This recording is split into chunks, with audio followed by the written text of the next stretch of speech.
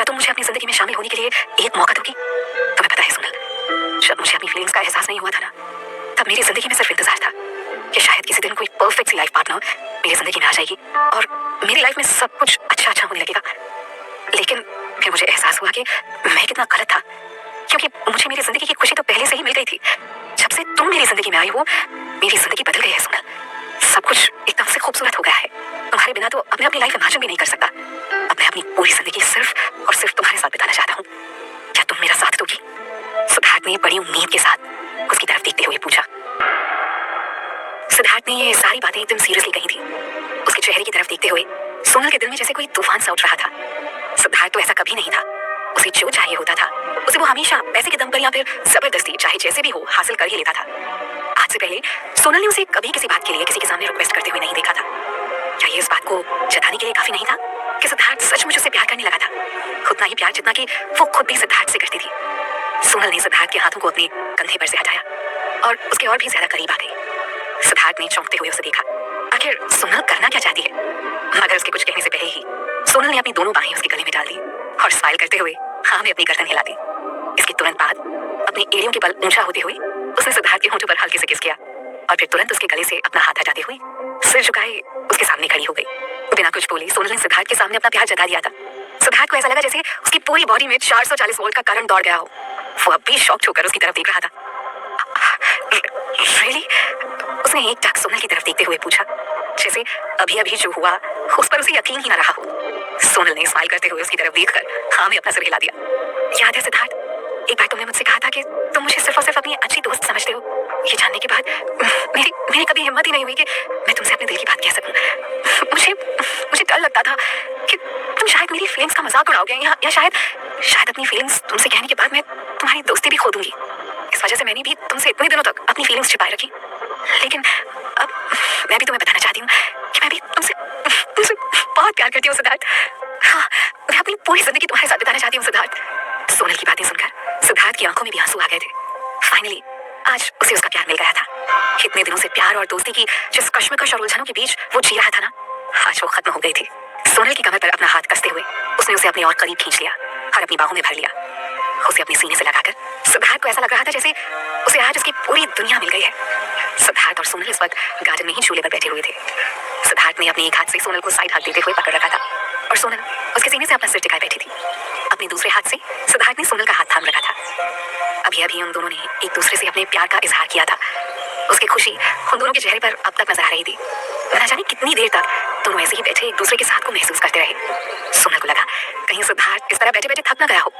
उसने अपना सिर उसके कंधे से हटाते हुए पूछा, सिद्धार्थ अगर तुम थक गए हो तो प्लीज अंदर चलकर आराम कर लो। सिद्धार्थ ने मुस्कुराते हुए वापस उसका सिर अपने सीने से लगा लिया और प्यार से उसके बालों में हाथ फेरते हुए बोला, no I am fine. Siddharth आज से पहले कभी इतनी देर तक गार्डन में नहीं बैठा था, लेकिन आज की बात दूसरी थी। आज सोनल के रूप में उसका प्यार उसके साथ था। भले ही उन दोनों के बीच कोई बातचीत नहीं हो रही थी, लेकिन फिर भी उसे जरा सी भी बोरियत या थकान का एहसास नहीं हो रहा था। बल्कि आज तो उसे ऐसा लग रहा था जैसे अगर उसे पूरी रात भी यहाँ ऐसे सोनल के साथ बैठना पड़े ना, तो भी उसे कोई प्रॉब्लम नहीं होगी। सोनल के साथ हर लम्हे को वो अपने दिल की गहराइयों से जीना चाहता था। सिद्धार्थ, अचानक सोनल ने कहा। सिद्धार्थ ने धीरे से उसके बालों में अपने हाथ फेरते हुए जवाब दिया। हालांकि सोनल जानती थी कि इन खूबसूरत लम्हों में काम के बारे में बात करना सही डिसीजन नहीं होगा, लेकिन फिर भी वो खुद को रोक नहीं पाई और थोड़ा हिचकिचाते हुए बोली, क्या तुम सच में मुझे उस प्रोजेक्ट पर काम करने नहीं दोगे? सिद्धार्थ ने एक गहरी सांस लेते हुए सोनल को खुद से अलग किया और बोला, मेरे कहने से तुम कौन सा उस प्रोजेक्ट को छोड़ दोगी? ये सुनकर सोनल के फेस पर स्माइल आ गई। सिद्धार्थ ने भी स्माइल करते हुए आगे कहा, जस्ट गो ऑन, मैं तुम्हें नहीं रोकूंगा। रियली? सोनल ने खुशी के मारे लगभग उछलते हुए पूछा। उसे जरा सी भी उम्मीद नहीं थी कि सिद्धार्थ इतनी आसानी से उसकी बात मान जाएगा। सिद्धार्थ ने उसकी आंखों में देखते हुए कहा, आज जब मैं तुम्हें कारण आहूजा के घर से जबरदस्ती उठा लाया था तो तुम्हें बुरा लगा था ना? तुमने तो मुझसे अपने काम को लेकर भी झूठ बोला था, जबकि असलियत में तुम कल रात उसके साथ थी। कल ऑफिस से भी तुम जानबूझकर मेरे साथ नहीं आई थी और पूछने पर तुमने वर्क ओवर टाइम का बहाना बना दिया था।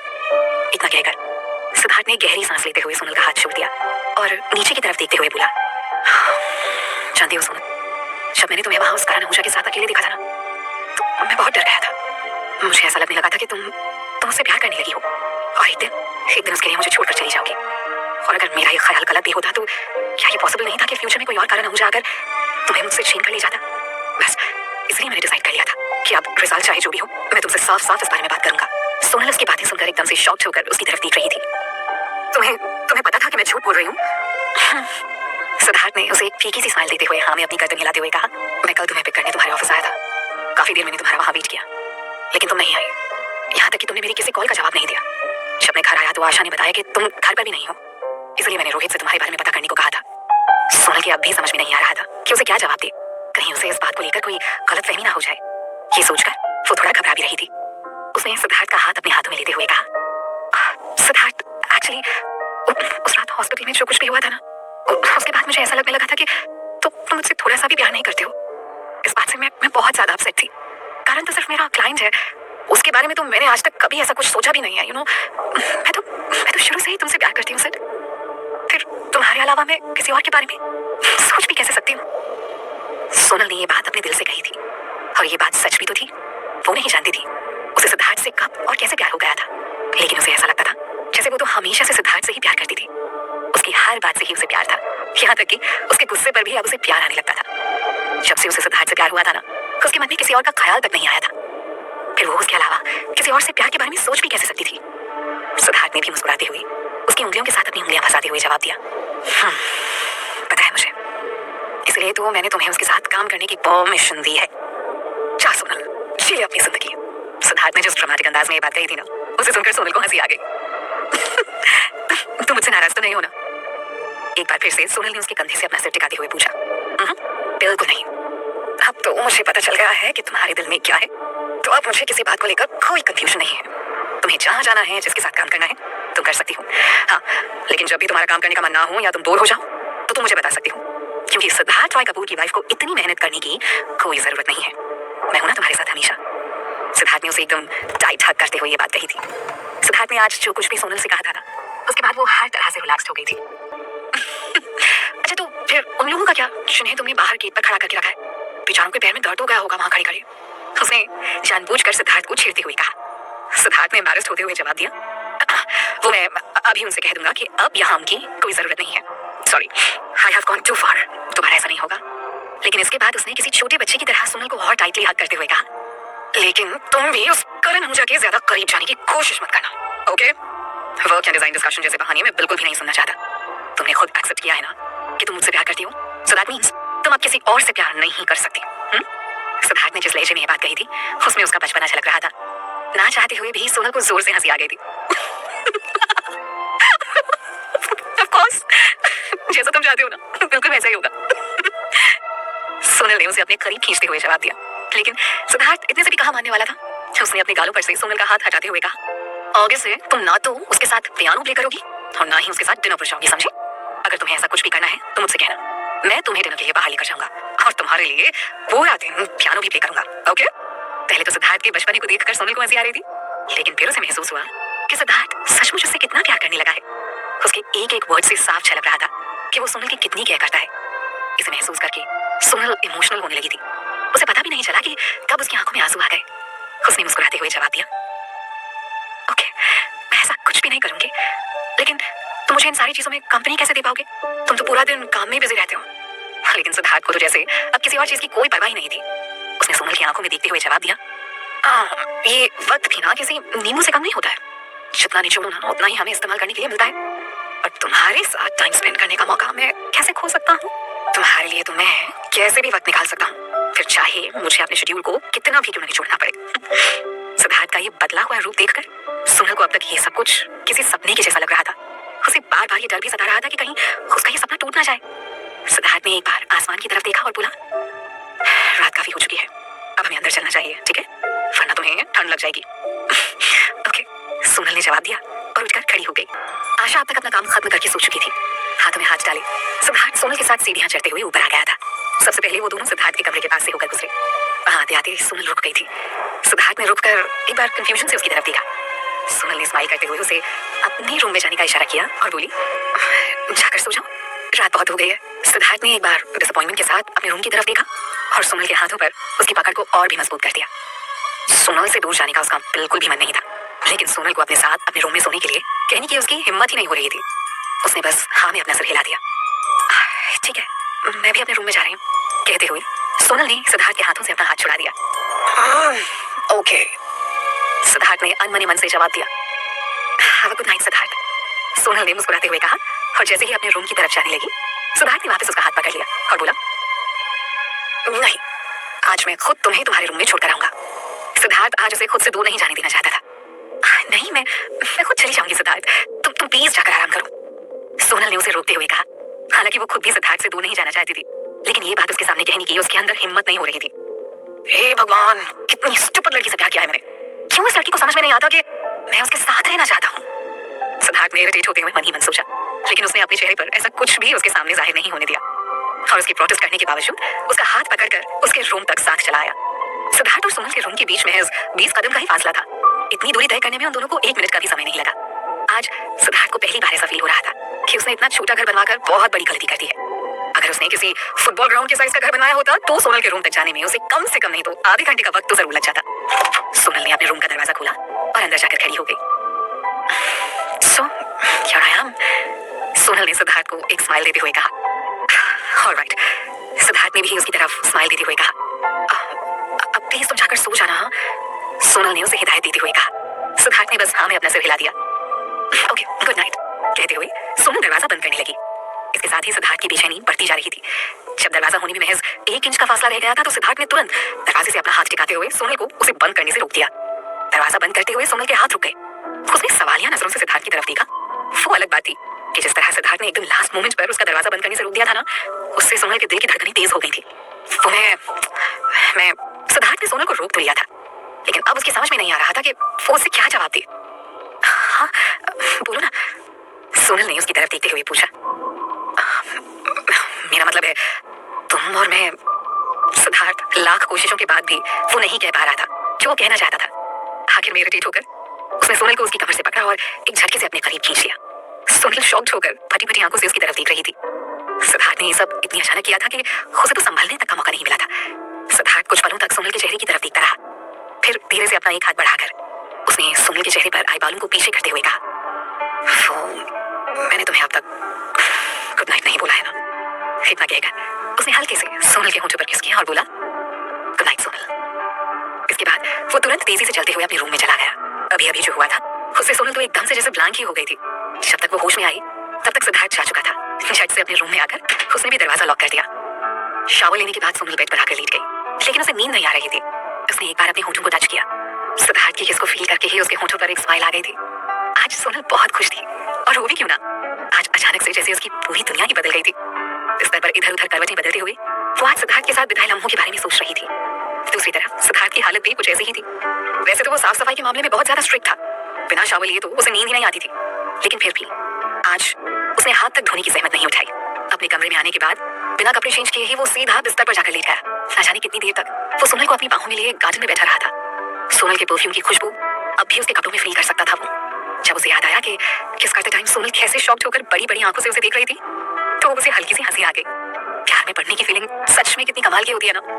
सिद्धार्थ एक झटके से उठकर बेड पर बैठ गया। उसने मुस्कुराते हुए अपने सिर पर हाथ मारा और खुद को ही डांटते हुए बोला, सिद्धार्थ, तू भी नंबर का डरपोक है। ऐसे गुड नाइट किस करके छोड़ दिया तूने उसे? अरे वाइफ है वो तेरी, तुझे तो उसे सीधे यहाँ अपने रूम में लेकर जाना चाहिए था। मगर फिर एक गहरी सांस लेते हुए जैसे उसने खुद को ही समझाया, अभी अभी तो उसने अपने प्यार को एक्सेप्ट किया ही है, कहीं ज्यादा जल्दबाजी दिखाने के चक्कर में वो घबराकर फिर से तुझसे दूर ना भाग जाए। हैव पेशेंस, यू नो, सब्र का फल हमेशा मीठा होता है। एक बार फिर से सिद्धार्थ की आंखों के सामने वो नजारा घूम गया जब गार्डन में सोनल ने उसे किस करते हुए उसके सामने एक्सेप्ट किया था कि वो भी उसे प्यार करती है। वो आज इतना खुश था कि अपनी बेसुरी सी आवाज में गाना भी गुनगुनाने लग गया। जरा जरा touch me touch me touch me, जरा जरा किस मी किस मी किस मी। गाना गुनगुनाते हुए वो लापरवाही से एक बार फिर से बेड पर लेट गया। लेटे लेटे ही उसने बेड साइड टेबल का ड्रॉर खोला और उसमें से अपनी वो वाली स्केच निकाल ली जो स्टडी रूम में सोनल ने चुपके से बनाई थी। उसने अपने मोबाइल से उस स्केच की एक फोटो क्लिक की और उसे सोशल मीडिया पर अपलोड कर दिया। फोटो पोस्ट करते हुए उसने कैप्शन में लिखा, आज का दिन सचमुच बहुत बहुत खूबसूरत था। इस पिक्चर के पोस्ट होते ही इस पर धड़ाधड़ लाइक्स और कमेंट्स आने शुरू हो गए। ज्यादातर लोगों ने स्केच की तारीफ की थी। सिद्धार्थ ने भी उन सबको निराश नहीं किया और सबको रिप्लाई देते हुए थैंक यू कहा। तभी उस पिक्चर पर विनय का कमेंट आया जिसे देखते ही सिद्धार्थ बुरी तरह चिढ़ गया। अब तक तो सारे लोगों ने ही उस स्केच की तारीफ की थी, लेकिन तभी वहां एक कमेंट आया जिसमें लिखा था, ये स्केच ड्रॉ करने वाला अनाड़ी लगता है, कैसा स्केच बनाया है इसने। पहले पहले तो सिद्धार्थ को लगा कि ऐसी हरकत सिर्फ अमन ही कर सकता है। एक वही था जो जानबूझकर हमेशा सिद्धार्थ का मजाक बनाता रहता था। लेकिन जब उसने देखा कि ये कमेंट विनय ने किया है तो वो थोड़ा चौंक गया। उसने भी झट से रिप्लाई देते हुए कहा, तू तो ऐसे कह रहा है जैसे ड्राइंग में पीएचडी कर रखी है तूने। कुछ पता भी है तुझे आर्ट के बारे में? विनय ने उसे वहां तो कोई जवाब नहीं दिया, लेकिन अगले 10 सेकंड के अंदर सिद्धार्थ के नंबर पर उसका कॉल जरूर आ गया था। उसका कॉल देखकर सिद्धार्थ के फेस पर एक स्माइल आ गई थी। तेज के हेड से बीच टिकाते हुए वो उठकर बैठ गया और कॉल रिसीव कर फोन को अपने कान से लगा लिया। और क्या चल रहा है वहां? अब तक ड्रिंक कर रहे हो क्या तुम लोग? सिद्धार्थ ने बिना किसी फॉर्मेलिटी के सीधे सवाल दाग दिया। मैं तो बहुत देर पहले ही घर आ गया था। विनय भी इस वक्त बड़े आराम से अपने बेड पर बैठा हुआ था। उसका जवाब सुनकर सिद्धार्थ के फेस पर एक स्माइल आ गई थी। उसने एकदम प्राउडली जवाब दिया, मुझे पता है, मेरे बिना तुम लोगों की पार्टी ही नहीं हो सकती, है ना? मेरे जाते ही तुम लोगों का मूड खराब हो गया होगा और सब के सब पार्टी बीच में छोड़कर ही चले आए होंगे। आगे से अगर एंजॉयमेंट चाहिए ना तो मुझे जरा वीआईपी की तरह ट्रीट करना सीख लो, वरना मैं तो तुम लोगों की पार्टी में आने से रहा। विनय ने एक बार बोरियत से अपने फोन की तरफ देखा और फिर जवाब दिया, प्रिया ने ज्यादा ड्रिंक कर ली थी, इसलिए हमें मजबूरन वापस आना पड़ा, वरना हम तेरे बिना भी बहुत अच्छे से एंजॉय कर रहे थे। ये सुनकर सिद्धार्थ का पारा एकदम थर्मोमीटर तोड़ने वाली पोजीशन में चला गया था, मगर विनय के ऊपर इसका कोई असर नहीं पड़ा। वैसे तो वो हमेशा सीरियस रहता था, लेकिन आज वो सिद्धार्थ की टांग खींचने के पूरे मूड में था। क्या हुआ, तेरा प्रेम रोग ठीक हो गया क्या? उसने सिद्धार्थ की खिल्ली उड़ाते हुए पूछा। प्रेम रोग? तुझे पता भी है हमारा प्यार कितना ब्यूटीफुल है। ये सब रोग वोग अमन को ही सूट करते हैं, समझा? So don't compare it with my love, okay? Siddharth ने चिढ़ते हुए कहा। Come on. अब विनय को जोर की हंसी आ रही थी। अभी कुछ देर पहले तो ऐसी शक्ल लेकर हमारे सामने बैठा था जैसे खुद अपने हाथों से अपने प्यार को चौराहे पर दफन करके आया हो। अब प्लीज ये मत कहना कि इसमें तेरे उस खूबसूरत प्यार की कोई गलती नहीं थी। उसकी बात सुनकर सिद्धार्थ को खांसी आने लगी थी। तुझे तुझे ये सब कैसे पता? हमारे ग्रुप का सबसे डेंजरस वाला सिंगल है तू। तेरे इतनी नॉलेज कहां से आ गई तेरे अंदर प्यार के बारे में? विनय ने अब थोड़ी बेरुखी से जवाब दिया। बहुत दिनों से मैंने तेरी पिटाई नहीं की है। मेरे हाथों से पिटने का इतना ही मन हो रहा है तो साफ साफ बोल दे। इतना घुमा फिरा कर बोलने की क्या जरूरत है? ओह, विनय को गुस्सा आ गया। सिद्धार्थ ने उसका मजाक उड़ाते हुए कहा, don't worry, I am just kidding. Siddharth आज वाकई बहुत अच्छे मूड में था। इस वजह से विनय से लड़कर वो अपना मूड खराब नहीं करना चाहता था। और वैसे भी अपने तीनों दोस्तों में वो अकेला था जिसे प्यार और शादी दोनों का एक्सपीरियंस मिल चुका था। सो जाहिर है अब वो उन दोनों के सामने सुपीरियर जैसे बिहेव कर सकता था। उसने किसी दादी अम्मा की तरह विनय को सलाह देते हुए कहा, अब मेरी बात मान, अब तू भी ना जल्दी से अपने लिए कोई लड़की देख ले, वरना जब तक तेरे बच्चे होंगे ना तब तक तो इतना बुढ़ा हो चुका होगा कि तू उसका बाप कम दादा ज्यादा लगेगा। विनय को शायद सिद्धार्थ की बातों पर गुस्सा आ रहा था, सो उसने उसकी बातों का कोई जवाब नहीं दिया। लेकिन सिद्धार्थ के ऊपर उसकी चुप्पी से फर्क नहीं पड़ा। आराम से लेटकर छत की तरफ देखते हुए उसने पूछा, भाई मेरी तो ये समझ में नहीं आ रहा कि तुम लोगों ने प्रिया को इतना ज्यादा ड्रिंक करने ही क्यों दिया? और ये अमन कहाँ है? काफी देर से इसने मुझे कोई मैसेज भी नहीं किया। विनय ने अब अपनी चुप्पी तोड़ते हुए सीरियस आवाज में जवाब दिया, रात बहुत हो गई है, मैं तुझसे बाद में बात करता हूँ, ठीक है? इतना कहकर बिना सिद्धार्थ के जवाब का वेट किए उसने कॉल डिस्कनेक्ट कर दिया। सिद्धार्थ ने हैरानी से एक बार अपने फोन की तरफ देखा और बोला, इससे क्या हो गया है आज? मगर फिर लापरवाही से उसने अपना फोन साइड में फेंक दिया और सोने की कोशिश करने लगा। आज पार्टी में अमन ने भी काफी ड्रिंक कर ली थी, लेकिन वो फिर भी होश में था। प्रिया को किसी तरह सहारा देते हुए वो उसे उसके रूम में ले गया। उसने होटल ड्रीम पैलेस में ही अपने लिए रूम बुक करवा रखा था। प्रिया को बेड पर लेटाने के बाद उसने उसे ब्लैंकेट से कवर कर दिया और खुद लड़खड़ाते हुए कदमों से वहां से बाहर जाने लगा। जैसे ही उसने डोर ओपन करना चाहा, किसी ने उसे पीछे से उसके गले में अपनी बाहें डाल दी। अमन ने चौंकते हुए पीछे मुड़कर देखा। अमन! प्रिया ने बड़ी मुश्किल से खुद को कंट्रोल कर रखा था। नशे में वो बुरी तरह लड़खड़ा रही थी। गिरने से बचने के लिए उसने अमन का हाथ पकड़ लिया था और बोली, अमन तुम मुझे छोड़कर जा रहे हो? उसकी आवाज में डिसअपॉइंटमेंट साफ झलक रही थी। प्रिया तुम होश में नहीं हो, अमन ने अपना हाथ छुड़ाने की कोशिश करते हुए कहा। प्रिया ने अब शिकायती लहजे में जवाब दिया, अमन मैं पूरे होश में हूँ। हमेशा तुम ऐसे ही करते हो मेरे साथ। तुम्हें पता है मैं तुमसे कितना प्यार करती हूँ अमन। आज से नहीं, हमेशा से सिर्फ और सिर्फ तुमसे प्यार किया है मैंने, लेकिन फिर भी तुम हमेशा मुझे इग्नोर करते आए हो। सिद्धार्थ और विनय से तुम कितने अच्छे से बात करते हो, लेकिन जब भी मुझसे बात करने की कोशिश करते हो ना, तुम हमेशा मुझसे दूर भागने की कोशिश करते हो। अपनी बात खत्म करते करते वो रोने लगी थी। तुम मेरे वापस आने से खुश नहीं हो क्या अमन? अमन ने गहरी सांस लेते हुए अपना हाथ छुड़ाया और बोला, मैं बहुत खुश हूँ प्रिया। अब प्लीज जाकर सो जाओ, रात बहुत हो गई है प्रिया। प्रिया कुछ पलों तक अमन की तरफ देखती रही, फिर रिक्वेस्ट करते हुए बोली, प्लीज प्लीज अमन मुझे छोड़ दो मत जाओ। देखो ना, तुम्हारे लिए मैंने भी मेडिकल की स्टडी कर ली। अब तो मैं भी डॉक्टर हूँ ना, हम साथ में काम कर सकते हैं। इतना कहते हुए उसने अपने दोनों हाथों से अमन की शर्ट पकड़ते हुए उसे अपने करीब खींच लिया और उसकी आंखों में देखती हुई बोली, प्लीज मुझे छोड़कर मत जाओ। तुम्हें पता है मैं। प्रिया ने आगे कुछ कहने की कोशिश की, लेकिन अमन ने तुरंत उसके हाथ को अपनी शर्ट से हटाते हुए बोला, हाँ हम जरूर काम करेंगे साथ में, बट प्लीज अभी तुम जाकर सो जाओ। अभी तुम होश में नहीं हो प्रिया, तुम्हें खुद भी नहीं पता है तुम क्या कर रही हो। अमन की बात सुनकर प्रिया की आंखों में आंसू आ गए थे। क्या तुम आ जा मेरे लिए? उसने कुछ कहने की कोशिश की, लेकिन अमन ने तुरंत उसकी बात बीच में ही काटते हुए कहा, मैं तुम्हारे लिए कुछ नहीं कर सकता प्रिया। हाँ, तुम्हें जॉब जरूर दिलवा सकता हूँ, इससे ज्यादा मुझसे और कुछ भी एक्सपेक्ट मत करना। प्रिया की आंखों से आंसू बहने लगे थे। अपनी नजरें झुकाए वो 2 कदम पीछे हट गई, मगर नशे में होने के कारण वो खुद को संभाल नहीं पाई और वहीं जमीन पर गिर गई।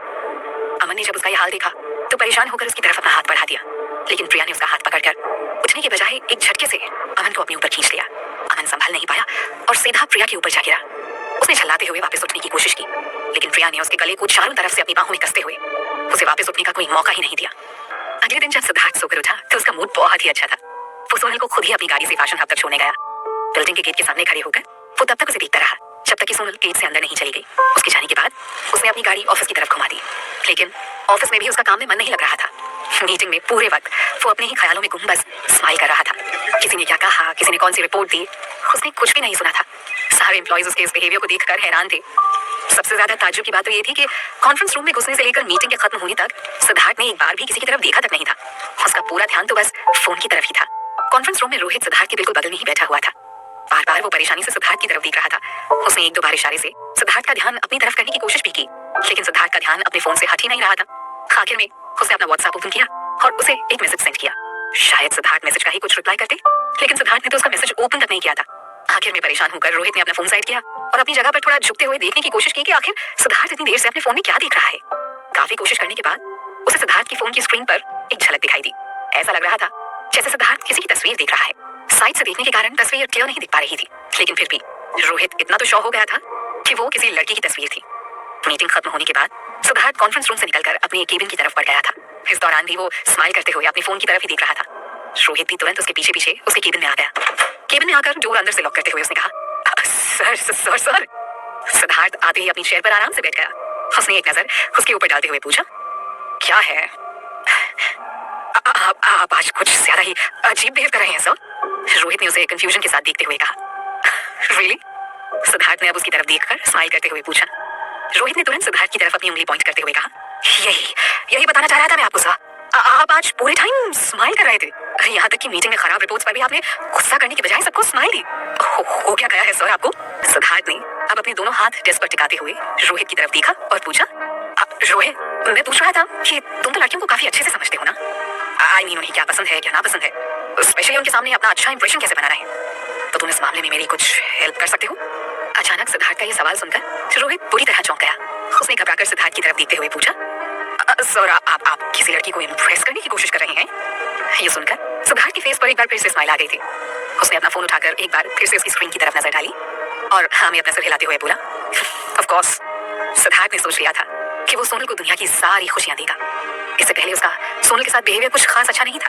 इनफैक्ट उसने तो काफी परेशान भी किया था सोनल को, इसलिए अब वो उसकी नजरों में खुद को बेटर हस्बैंड साबित करना चाहता था। बेटर नहीं, बेस्ट हस्बैंड साबित करना चाहता था। जहां तक उसे मालूम था उस हिसाब से लड़कियों को रोमांटिक लड़के बहुत पसंद होते हैं, लेकिन दिक्कत ये थी कि उसे रोमांस का आज तक नहीं मालूम था और उसके साथ के दोनों दोस्त इस मामले में उससे भी कहीं ज्यादा गए गुजरे थे।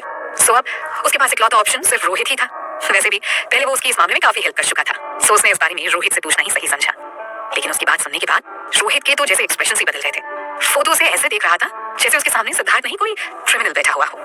उसने डिसअपॉइंटमेंट में अपना सिर हिलाते हुए सिद्धार्थ को देखा और बोला, नहीं, मुझे आपसे ये उम्मीद नहीं थी सर। आप ऐसा कैसे कर सकते हैं सर? आपकी शादी हो गई है, सोनल जी प्यार करती है आपसे और आप सोनल जी को धोखा देना चाहते हैं?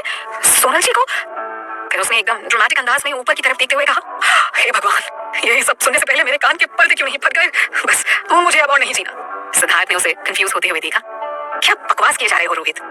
मगर रोहित ने तुरंत अपने हाथ के इशारे से उसे रोकते हुए कहा, नहीं सर, आज आप मुझे चुप नहीं करवा सकते। आज मैं सच बोल कर रहूंगा, फिर चाहे उसका अंजाम जो भी हो। अब मेरी समझ में सब कुछ आ रहा है सर। सुबह से आप इतना स्माइल क्यों कर रहे हैं? पूरी मीटिंग के दौरान आप अपनी गर्लफ्रेंड की पिक्चर देख रहे थे, है ना? इतना कहकर वो एक पल के लिए रुका और सिद्धार्थ की तरफ देखते हुए बोला, मुझे पता था ये अमीर लोग ऐसे ही होते हैं, शेमलेस, हार्टलेस पीपल। अरे आप लोग तो इतनी तेजी से अपने रंग बदलते हैं कि गिरगिट भी शर्मा जाए। एक लड़की से तो कभी इनका मन नहीं भरता। इन्हें हर रोज बिस्तर पर नई नई लड़कियां चाहिए होती हैं। रोहित की बातें सुनते हुए अब तक सिद्धार्थ के अच्छे खासे मूड का कचरा हो चुका था। स्माइल की जगह अब उसके चेहरे पर एकदम जबरदस्त वाला गुस्सा नजर आने लगा था। उसने एक बार गुस्से से अपनी मुट्ठियां कसते हुए रोहित की तरफ देखा, जो उसी के सामने उसी के कैरेक्टर की ऐसी की तैसी करने में बिजी था। गुस्से में डेस्क के ऊपर एक पंच मारते हुए सिद्धार्थ ने कहा, ओह रियली? मुझे नहीं पता था रोहित कि तुम्हारी नजरों में मैं इतना बड़ा कमीना आदमी हूँ। एक्चुअली सिद्धार्थ ये पंच टेस्ट की बजाय रोहित के मुंह पर मारना चाहता था, लेकिन उसने किसी तरह अपने गुस्से को कंट्रोल कर लिया। तो फिर आप किसकी बात कर रहे हैं सर? आपको क्या लगता है मुझे पता नहीं चलेगा कि सुबह से आप अपने फोन में किसी लड़की की तस्वीर देख रहे हैं? रोहित ने शिकायती लहजे में उसकी तरफ देखते हुए पूछा। जवाब में सिद्धार्थ ने चिढ़ते हुए अपने फोन की स्क्रीन उसके सामने कर दी, जिस पर सोनल की पिक्चर लगी हुई थी। मैंने कितनी बार कहा है तुमसे, अपने वो बकवास टाइप की टीवी सीरियल्स देखना बंद कर दो, समझे? हर अमीर आदमी कमीना हो ये जरूरी नहीं है। सिद्धार्थ के फोन में सोनल की तस्वीर देखने के बाद रोहित एकदम रिलैक्स्ड हो गया था। अब फाइनली उसकी भी समझ में आ गया था कि सिद्धार्थ इतनी देर से सोनल की ही बात कर रहा था। अपनी मिसअंडरस्टैंडिंग के चक्कर में उसने ना जाने क्या क्या बोल दिया था। सो अब उसे अपनी गलती भी तो सुधारनी थी ना। उसने तुरंत अपने फेस पर एक बड़ी सी स्माइल लाते हुए कहा, ऑफ कोर्स मुझे तो पहले से ही पता था कि आप भाभी जी से कितना प्यार करते हैं। उनके अलावा आप किसी और के बारे में सोच भी नहीं सकते सर। मैं तो बस मजाक कर रहा था सर। इतने सालों से मैंने आपके साथ काम किया है। आप तो मेरे लिए भगवान जैसे हैं सर। मैं आपके बारे में ऐसा कुछ सोच भी कैसे सकता हूँ? शट अप, सिद्धार्थ ने नाराजगी से उसकी तरफ देखते हुए कहा। रोहित ने तुरंत अपना मुंह बंद कर लिया और चुपचाप उसके सामने खड़ा हो गया। अब गलती तो हो ही गई थी उससे। ऐसे में फॉल्स एक्सप्रेशंस देने से बेहतर था कि वो बस चुपचाप सिद्धार्थ की ऑर्डर्स फॉलो करे। अब मुंह बंद करके क्यों खड़े हो यू इडियट? जो मैंने कहा है उसका जवाब दो, सिद्धार्थ ने उसे डांटते हुए कहा। लेकिन जवाब में रोहित ने एकदम बेचारों जैसी शक्ल बनाकर उसे इशारे में समझाने की कोशिश की कि खुशी ने उसे अपना मुंह बंद करने के लिए कहा है। सिद्धार्थ ने अब इरिटेट होते हुए कहा, अब अपना ये ड्रामा बंद करो और जवाब दो मुझे। फाइनली सिद्धार्थ की परमिशन मिलने के बाद रोहित ने अपना मुंह खोलते हुए जवाब दिया, सर आपको ऐसा क्यों लगता है कि मुझे लड़कियों के मामले में कोई एक्सपीरियंस है? आई मीन मेरी तो अपनी पूरी जिंदगी में आज तक एक भी गर्लफ्रेंड नहीं बनी है। ऐसे में आपको कैसे बता सकता हूँ कि मैं सोनल जी आपसे कैसे इंप्रेस होंगी सर? फिर उसने एकदम सैड फेस बनाते हुए कहा, मुझे तो लगता है कि मैं ऐसे ही काम करते करते बूढ़ा हो जाऊंगा सर। कोई भी लड़की नहीं आने वाली है मेरी लाइफ में। उसकी बात सुनकर सिद्धार्थ ने तिरछी नजर से उसकी तरफ देखते हुए कहा, मुझे सचमुच तुम्हारे लिए बहुत अफसोस हो रहा है रोहित। फिर उसने एकदम सीरियस होकर उसकी तरफ देखते हुए पूछा, वेट अ सेकंड, कहीं तुम अपनी सिचुएशन के लिए इनडायरेक्टली मुझे तो ब्लेम नहीं कर रहे हो ना? मैं आपको क्यों ब्लेम करूंगा सर? रोहित ने हैरानी से उसकी तरफ देखते हुए पूछा, क्योंकि तुम्हारी नजर में तो मैं एक अमीर सनकी और खड़ूस बॉस हूं ना, राइट?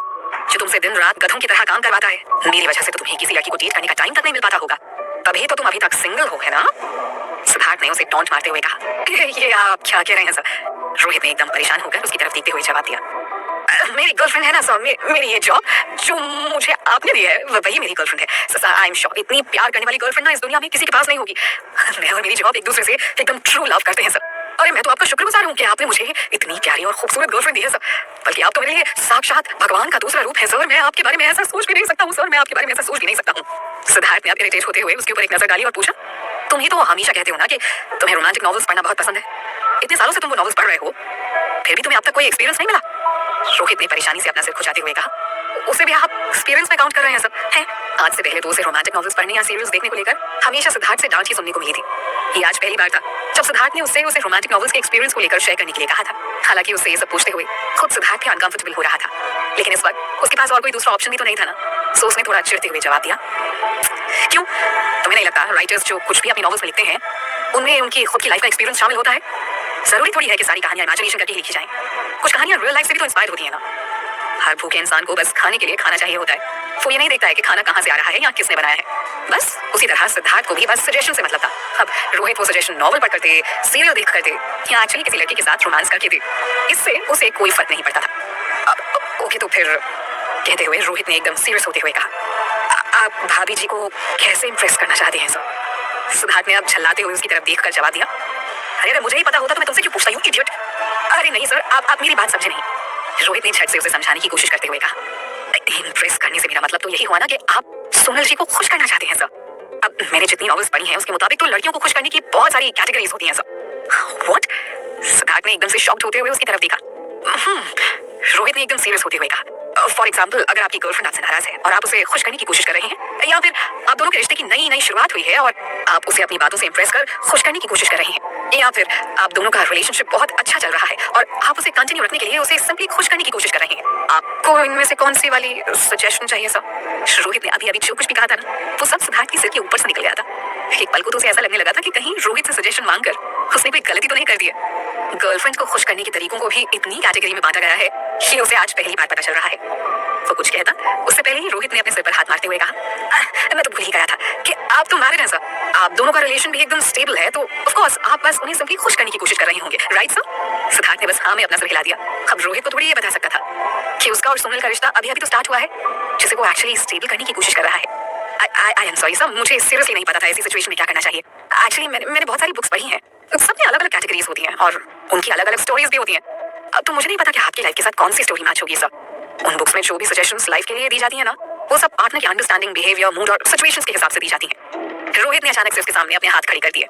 सिद्धार्थ रोहित से कोई ढंग की सजेशन देने की उम्मीद कर रहा था, लेकिन जब उसने सीधे सीधे हार मान ली तो उसने इरिटेट होते हुए कहा, फॉरगेट इट, मुझे पहले से ही पता था कि तुम किसी काम के नहीं हो। ये सुनकर रोहित का मुंह लटक गया। पूरा दिन सिद्धार्थ के लिए काम करने के बावजूद भी उसे हमेशा यही सुनने को मिलता था। परेशान होकर सिद्धार्थ ने अपना सिर पकड़ लिया, लेकिन फिर कुछ सोचते हुए वो रोहित की तरफ मुड़ा। रोहित, तुम्हें बहुत काम करना पड़ता है ना यहाँ, इसी वजह से तुम्हें कोई गर्लफ्रेंड बनाने तक का टाइम नहीं मिला, right? It's really okay sir. Rohit ने एक फेक स्माइल देते हुए कहा। ना जाने क्यों उसे अब लग रहा था कि सिद्धार्थ अब उसे कोई बहुत ही वाहियात सा काम करने को कहने वाला है। डोंट वरी, अब मैं तुम्हें अपने लिए गर्लफ्रेंड खोजने का मौका दूंगा। सिद्धार्थ ने स्माइल करते हुए कहा। Really sir? रोहित ने एकदम से शॉक्ड होते हुए पूछा। उसे तो अब भी अपने कानों पर यकीन नहीं हो रहा था। तुम एक काम करो, तुम्हारे पास जितनी भी रोमांटिक नॉवेल्स है ना, वो सब मेरे पास यहाँ मेरे ऑफिस में भिजवा दो। और हाँ, अब आज से तुम्हें यहाँ मेरे पास ऑफिस में आकर काम करने की कोई जरूरत नहीं है। आज से तुम्हारा काम सीक्रेटली सोनल के ऊपर नजर रखना है। अगर वो कमीना करण उसके पास भी नजर आए ना, तो मुझे तुरंत रिपोर्ट करना, ओके? ओके सर, रोहित ने तुरंत जवाब दिया। मुझे लगा ही था कि आदमी मुझसे ऐसा ही कोई काम करवाने वाला है। अब कोई मुझे समझाए कि इसकी बीवी की जासूसी करने से मुझे मेरी गर्लफ्रेंड कैसे मिलेगी? रोहित मन ही मन सिद्धार्थ को कोस रहा था। सिद्धार्थ ने अपने ऑफिस केबिन में पड़े उन 4 बड़े बड़े बॉक्सेस की तरफ देखा जो रोहित ने भेजे थे। उन सारे बॉक्सेस में रोमांटिक नॉवेल्स भरी हुई थी। सिद्धार्थ हैरानी से आंखें फाड़े इतने सारे नॉवेल्स को देख रहा था। इतने सारे नॉवेल्स पढ़ने में उसे कम से कम साल 2 साल तो लग ही जाएंगे। इतनी सारी बुक्स। सिद्धार्थ ने परेशानी से उन बॉक्सेस की तरफ देखते हुए पूछा। रोहित ने आखिरी बॉक्स केबिन में रखने के बाद अपनी कमर सीधी की और अपने माथे पर आए पसीने को पूंछते हुए बोला, यस सर, मेरे पास जितनी भी रोमांटिक नॉवेल्स है ना, उनमें से चुन चुनकर मैं आपके लिए बेस्ट नॉवेल्स लाया हूँ सर। आप इन सबको पढ़िए, आपको कुछ ना कुछ हेल्प तो जरूर मिल जाएगी। ये सुनकर सिद्धार्थ को तो जैसे चक्कर आ गया था। उसके सामने इस वक्त छोटी बड़ी कम से कम 100 बुक्स पड़ी हुई थी, लेकिन जैसा कि रोहित कह रहा था, उसने अपने रोमांस के खजाने में से केवल कुछ ही बुक्स निकालकर उसके सामने पेश की थी। अब अंदाजा लगाना मुश्किल नहीं था कि इस आदमी ने अपनी पूरी लाइब्रेरी ऐसी ही बुक्स से भरकर रखी हुई होंगी। सर, ये 2 बुक्स मैंने कुछ ही दिन पहले ऑनलाइन मंगवाई थी। अभी तो मैंने खुद भी इन्हें नहीं पढ़ा है, लेकिन फिर भी अगर आप इन्हें पढ़ना चाहते हैं तो इसे पढ़ सकते हैं। कहते हुए उसने सिद्धार्थ के हाथों में अपनी दोनों बुक्स थमा दी। सिद्धार्थ ने एक बार उन दोनों बुक्स के कवर पेज पर नजर डाली। Secrets of love, how to impress a girl in first meeting. Siddharth ने बड़ी दिलचस्पी से इन बुक्स को देखा। Well, not bad. नाम से तो दोनों ही बुक्स उसके काम की लग रही थी। एक बार पढ़ने में हर्ज भी क्या है? रोहित, तुम तो बैचलर हो ना, तुम्हें इतनी सारी बुक्स की क्या जरूरत है? सिद्धार्थ ने उन बुक्स को उलट पलट करते हुए पूछा। रोहित ने खिसियानी से हंसी हंसते हुए जवाब दिया, सर आप भी ना मजाक बहुत अच्छा कर लेते हैं आप। मैं तो बस इनसे कुछ सीखने की कोशिश करता हूँ, क्या पता इन सबकी जरूरत पड़ जाए। अब देखिए ना, मेरी ये बुक्स और इनकी नॉलेज आज आपके कितने काम आ रही है। बात तो सही है तुम्हारी। कहते हुए सिद्धार्थ अपने ऑफिस चेयर की तरफ बढ़ गया। दोनों बुक्स को अपने सामने डेस्क पर रखते हुए वो बोला, यू मे गो नाउ। तुम्हें मैंने आज जो काम दिया है, आज से तुम्हें बस वही काम करना है। और हाँ, सोनल को पता नहीं चलना चाहिए कि तुम उसके ऊपर नजर रख रही हो। ओके सर, रोहित ने जवाब दिया और तुरंत केबिन से बाहर निकल गया। सिद्धार्थ ने सोनल से कह तो जरूर दिया था कि वो करण के साथ काम कर सकती है, लेकिन उसके बाद भी ना वो टेंशन में ही था। ऐसा नहीं था कि उसे सोनल के ऊपर ट्रस्ट नहीं था। वो जानता था कि सोनल उसे कभी धोखा नहीं देगी, लेकिन उस करण के ऊपर उसे जरा सा भी भरोसा नहीं था। कल तो उसने कैसे बेशर्मों की तरह सिद्धार्थ के सामने ही सोनल को क्यूरी भाई कहकर बुलाया था। और वैसे भी सोनल इतनी सीधी साधी और प्यारी सी है ना कि किसी को भी उससे प्यार हो सकता है। इनफैक्ट वो इस दुनिया की सबसे प्यारी लड़की है। तो फिर ऐसा कैसे हो सकता है कि इस दुनिया में उसका कोई दूसरा पागल आशिक ना हो? अगर उसने सोनल को हर्ट करने की कोशिश की तो इसलिए बहुत जरूरी है कि उसकी सेफ्टी के लिए सिद्धार्थ उसकी पल पल की खबर अपने पास रखे। और इस काम के लिए रोहित से बेहतर और कोई नहीं हो सकता था। रोहित के जाने के बाद सिद्धार्थ ने उन सारी बुक्स को देखना शुरू किया। ऐसा नहीं था कि वो सोनल को खुश नहीं कर सकता था, लेकिन बिजनेस और प्यार दोनों में उतना ही फर्क होता है जितना जमीन और आसमान में होता है। बिजनेस में सिद्धार्थ जितना सक्सेसफुल था ना, प्यार में वो उतना ही अनसक्सेसफुल था। इसलिए इस बार वो कोई गलती नहीं करना चाहता था। ओह गॉड, ये रोमांस के दांव पेच सीखना तो शेयर मार्केट के एनालिसिस करने से भी कहीं ज्यादा मुश्किल है। सिद्धार्थ ने परेशानी से उन बुक्स को उलट पलट कर देखते हुए कहा। बुक पढ़ते हुए उसका ध्यान एक पॉइंट पर गया जिसमें लिखा था कि अगर आप अपने पार्टनर के साथ अपनी बॉन्डिंग को और मजबूत करना चाहते हैं ना, तो आपको उन्हें कुछ प्यार भरे निकनेम्स देने चाहिए। इससे दोनों के बीच प्यार और बढ़ता है। सिद्धार्थ ने परेशानी से अपना सिर पकड़ते हुए सोचा, सीरियसली निकनेम से प्यार बढ़ता है? उसने एक बार अपने फोन के कॉन्टैक्ट्स में जाकर सोनल का नंबर सर्च करके निकाला। सोनल का नंबर उसने कुछ सोनल के नाम से सेव कर रखा था। वेल, अब वक्त आ गया था कि इस नाम को चेंज करके वो इसकी जगह उसे कोई क्यूट से नाम से बुलाए। स्वीट सोनल कैसा रहेगा? सिद्धार्थ ने सोचा, मगर फिर उसी वक्त उसे कल दोपहर का इंसिडेंट याद आ गया जब उसके सामने करण सोनल को क्यूरी पाई कहकर बुला रहा था। सिद्धार्थ एक्सेप्ट तो नहीं करना चाहता था, लेकिन ये सच था कि करण का निकनेम उसके निकनेम से कहीं बेहतर था। बस उसने तुरंत अपने स्वीट से निकनेम को साइड कर दिया। अब तो उसे सोनल के लिए कुछ ऐसा नाम चूज करना पड़ेगा जिसकी बराबरी करण कभी ना कर पाए। करण के बच्चे, अब तो देख, सबसे पहले तो मैं तुझे तेरे इस निकनेम वाले गेम से ही हराऊंगा। बाकी सोनल तो पहले से ही मेरी है। सिद्धार्थ ने फोन में पुराने नाम को डिलीट कर सोनल का नंबर नए नाम से सेव कर लिया। डियर वाइफ, अपने फोन की तरफ प्राउडली देखते हुए सिद्धार्थ ने कहा, देख लिया तूने करण आहूजा, मेरा निकनेम तेरे निकनेम से कहीं ज्यादा पावरफुल है। इस जन्म में तो क्या, अगले 7 जन्मों तक भी ना अब तुम मेरा मुकाबला नहीं कर सकता। इसके बाद उसने संतोष के साथ अपना फोन वापस अपनी पॉकेट में रख लिया और वापस बुक पढ़ने लगा। जब भी उसे कोई काम का पॉइंट नजर आता था ना, तो वो उसे झट से अपनी डायरी में नोट कर लेता था। इस बुक में उसे ज्यादा कुछ काम का तो नहीं मिला। ज्यादातर सजेशंस कुछ ऐसे ही होते थे जिनमें लड़कियों को इंप्रेस करने के लिए पैसे खर्च करने की सलाह दी जाती थी, और वो ऑलरेडी देख चुका था कि सोनल के ऊपर पैसे खर्च करने का कोई असर नहीं होता था। वो बाकी लड़कियों के मुकाबले कुछ डिफरेंट थी। एक बुक में लिखा था कि लड़कियां स्ट्रॉन्ग लड़कों से जल्दी इंप्रेस हो जाती हैं। सिद्धार्थ ने तुरंत अपनी शर्ट की बाजू फोल्ड करते हुए अपनी मुट्ठियां कसते हुए एक बार अपनी मसल्स चेक की। नो डाउट वो एकदम फिट था। उसके फेस पर एक स्माइल आ गई। सोनल को वो पहले कई बार अपनी बाहों में उठा चुका था। वो तो उसे उस रात शांति भवन से लेकर रोड तक भी अपनी बाहों में ही उठाकर लाने के लिए तैयार था, लेकिन ऐन मौके पर उसे कमबख्त सांप ने उसे काट लिया और फिर उल्टा सोनल को पूरे रास्ते सिद्धार्थ को पकड़कर अपने साथ लाना पड़ा था। खैर कोई बात नहीं, अगर उसे सोनल का प्यार पाने के लिए अपने डोले शोले थोड़े और मजबूत करने भी पड़े तो it really didn't matter. 2 books पढ़ने के बाद सिद्धार्थ काफी थक गया था। उसने चेयर से उठकर अपनी बॉडी स्ट्रेच की। सीधे खड़े होने के बाद उसकी नजर सबसे पहले बुक से भरे उन 4 बड़े-बड़े बॉक्सेस के ऊपर पड़ी जिसे रोहित यहाँ छोड़ के गया था। कुछ सोचकर वो उन बॉक्सेस के पास चला गया। रोहित पिछले कई सालों से इन सारी बुक्स को पढ़ रहा था और फिर उसने कहा था कि वो सिद्धार्थ के लिए चुनकर सिर्फ अच्छी से अच्छी बुक्स ही लेकर आया है। इसका मतलब इनमें उसे काम का कुछ ना कुछ तो जरूर मिल जाएगा। मगर जब उनमें से कुछ बुक्स के टाइटल पर उसकी नजर पड़ी ना, तो हैरानी से उसकी आंखें फैल गई। एक हसीना 100 दीवानी, गरीब आशिक, किस्सा रात का, what the hell is this? ये सब पढ़ता रहता है रोहित सारा दिन। तभी मैं सोचूं, डे बाय डे इस आदमी का बिहेवियर इतना वियर्ड क्यों होता जा रहा है? सिद्धार्थ ने झल्लाकर उन बुक्स को वापस बॉक्स में पटकते हुए कहा। उसने परेशानी से अपना सिर पकड़ते हुए एक नजर उन सारी बुक्स पर डाली। इतनी सारी बुक्स को पढ़ने में पता नहीं उसे कितने साल लग जाएंगे। फिर भी रोमांस करना आए ना आए, उसकी आंखों पर एक मोटा सा चश्मा जरूर आ जाएगा। आखिर में उन बुक्स के ढेर में से उसने काफी सर्च करने के बाद एक बुक बाहर निकाली। उस बुक का टाइटल था स्वीट लव ऑफ सिद्धार्थ। उस बुक को देखकर सिद्धार्थ के चेहरे पर एक बड़ी सी स्माइल आ गई थी। क्या कमाल का कोइंसिडेंस था ना, उसका नाम भी तो सिद्धार्थ ही है। अब तो उसे ऐसा लग रहा था कि राइटर ने ये बुक स्पेशली उसी के लिए लिखी है। कहीं से तो उसे बुक को पढ़ने की शुरुआत करनी थी ना, तो क्यों ना इसी बुक से शुरुआत की जाए। कल रात सिद्धार्थ ने जब से सोनल के सामने अपने प्यार का इजहार किया था, तब से सोनल बहुत ही ज्यादा खुश थी। सुबह उठने के बाद से ही उसे सब कुछ बहुत अच्छा और खूबसूरत लग रहा था। आज ऑफिस में भी सब लोग उसके चेहरे की खुशी को देखकर हैरान थे। उसने सबको स्माइल के साथ हेलो बोला था और अपने काम में लग गई थी। आज सिद्धार्थ खुद उसे ऑफिस छोड़ने आया था। वापस जाने के बाद लगातार वो उसे टेक्स्ट मैसेजेस भेज रहा था। हालांकि उन मैसेजेस में कुछ इंपॉर्टेंट नहीं था। वो बस एक अच्छे हस्बैंड की तरह हर आधे घंटे में उससे पूछ रहा था कि वो इस वक्त काम पर क्या कर रही है, उसने कुछ खाया है या नहीं, कहीं ज्यादा काम करने की वजह से वो थक तो नहीं गई है, ऑफिस में कोई उससे बेवजह काम करवाकर उसे परेशान तो नहीं कर रहा ना, वगैरह वगैरह। सोनल को उसकी इस हरकत पर हंसी आ रही थी।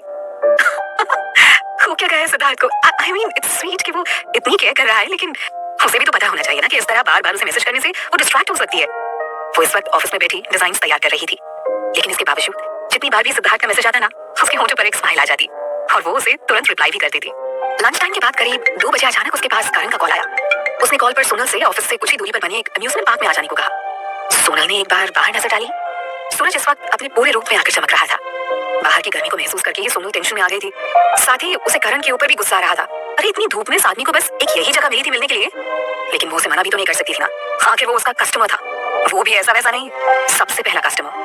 जाने से पहले उसने पंक्ति को इस बारे में इन्फॉर्म करना बेहतर समझा। जब तक वो करण के लिए ड्रेस डिजाइनिंग कर रही थी, तब तक उसे भले ही यहाँ साफ सफाई जैसे छोटे मोटे कामों से छुट्टी मिल गई थी, लेकिन इसका ये मतलब बिल्कुल नहीं था कि वो कंपनी के बेसिक रूल्स को भी फॉलो ना करे। पंक्ति इस वक्त अपने कैबिन में बैठी फैशन मैगजीन पढ़ रही थी। सोनल ने जैसे ही उसके कैबिन का डोर नॉक किया, अंदर से कम इन की आवाज आई। सोनल ने तुरंत अंदर आकर उसे अपने आने की वजह बताई। मैम, मिस्टर करण आहूजा ने मुझे यहीं पास के एक अम्यूजमेंट पार्क में बुलाया है, मैं आई को। सोनल की बात सुनकर पंक्ति के चेहरे के एक्सप्रेशन चेंज हो गए।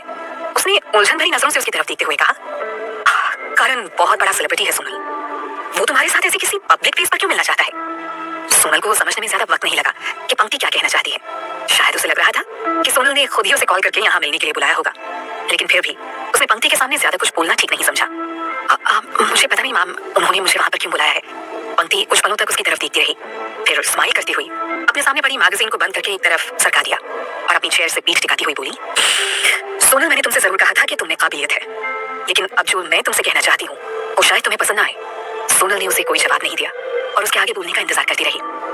सोनल, बेशक तुम काफी समझदार हो, खूबसूरत हो और अपने फैसले खुद लेने के लिए आजाद हो, लेकिन मैं तुम्हें पहले ही बता दूं कि कामयाबी का कोई शॉर्टकट नहीं होता। उम्मीद है तुम समझ गई होगी कि मैं क्या कहना चाहती हूँ। आखिर में तुम्हारे हाथ कुछ नहीं लगेगा क्योंकि तुम करण के लिए सूटेबल नहीं हो। पंक्ति ने अपनी आखिरी लाइन पर कुछ ज्यादा ही जोर देती हुई कहा। सोनल को पंक्ति से कुछ ऐसी ही नसीहतें मिलने की उम्मीद थी, इसलिए उसने खुद को प्रिपेयर कर लिया था, लेकिन जो कुछ भी पंक्ति उसके बारे में सोच रही थी उसे एक्सेप्ट करना सोनल के लिए इम्पॉसिबल था। उसने एकदम सीरियस होते हुए पंक्ति को जवाब दिया, thank you so much ma'am कि आपको मेरी इतनी परवाह है, लेकिन मैं भी आपको ये बात क्लियर करना चाहती हूँ कि मिस्टर आहूजा मेरे लिए सिर्फ मेरे कस्टमर है। इससे ज्यादा मैंने उनके बारे में कभी कुछ नहीं सोचा। हो सकता है लोगों की नजरों में मैं उनके लायक ना हूँ, लेकिन अगर आप मेरे नजरिए से सोच के देखेंगे तो आपको पता चल जाएगा कि वो मेरे लिए उतनी ही अनसूटेबल पर्सन है जितनी कि मैं उनके लिए हूँ। आपको जानकर खुशी होगी कि मैं किसी से प्यार करती हूँ, उसके अलावा किसी और का ख्याल मेरे मन में कभी नहीं आया है और ना ही कभी आ सकता है। उसका जवाब सुनकर पंक्ति चौंक गई थी, लेकिन फिर उसने एकदम से रिलैक्स होते हुए अपना सिर हिलाया और बोली, okay you may go now. Sonal ने अम्यूजमेंट पार्क तक जाने के लिए एक शॉर्टकट ले लिया था। यहाँ गलियों में से होकर चलने की वजह से धूप नहीं लग रही थी, लेकिन जैसे ही वो वापस मेन रोड पर आई, तेज धूप की वजह से उसकी हालत खराब होने लगी थी। जल्दी जल्दी अपने कदम बढ़ाते हुए वो अम्यूजमेंट पार्क के पीछे वाले गेट के पास पहुंच गई। करण ने उसे यहीं पर मिलने के लिए बुलाया था।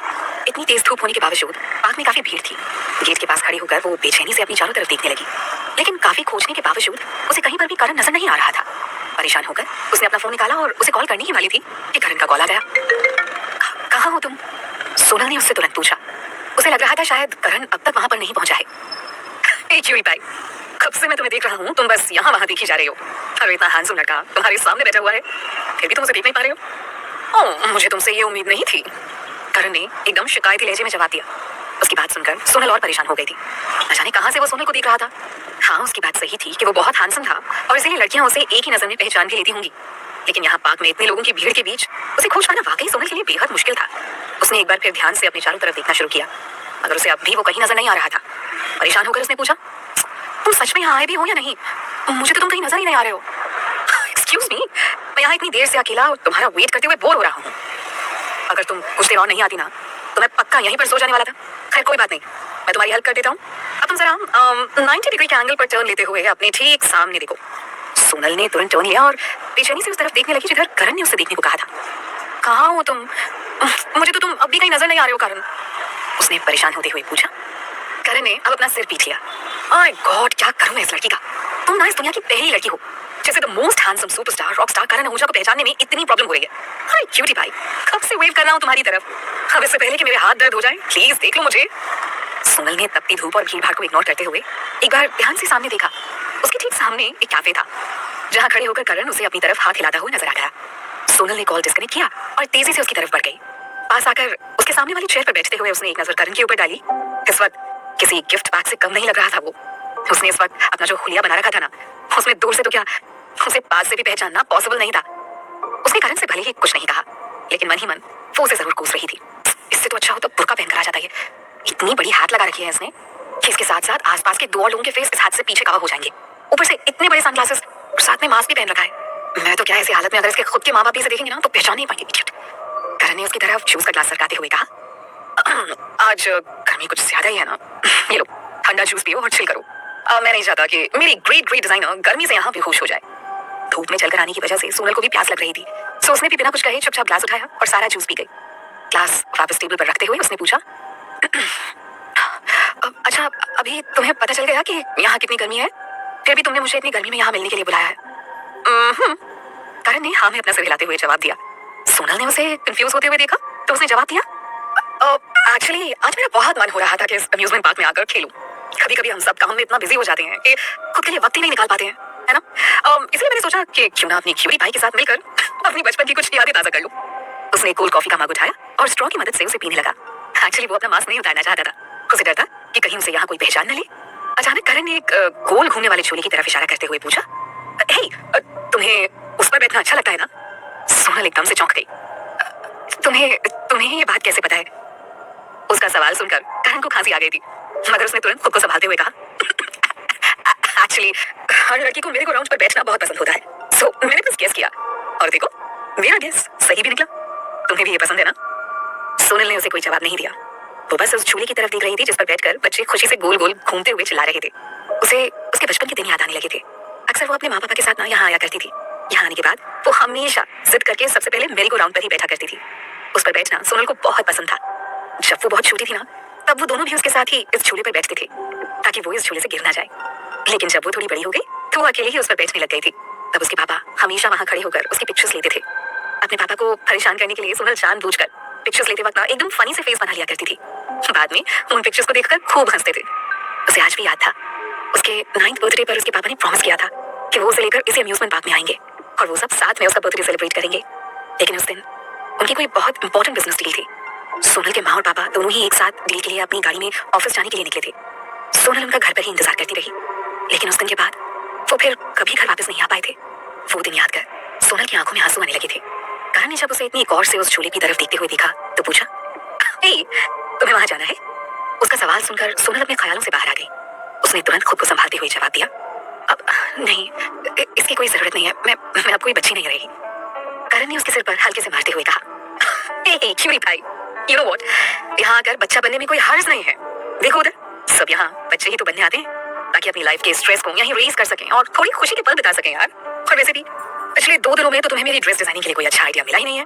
क्या पता यहाँ थोड़ी देर बच्चा बनने के बाद तुम्हें खुद ही कोई कमाल का आइडिया आ जाए। सोनल को वहां कुछ देर एंजॉय करने में कोई प्रॉब्लम नहीं थी। प्रॉब्लम उसे इस बात से थी कि इस जगह पर उसके बचपन की बहुत सारी यादें जुड़ी हुई थी और वो अब अपने अतीत के बारे में और ज्यादा कुछ सोचना नहीं चाहती थी।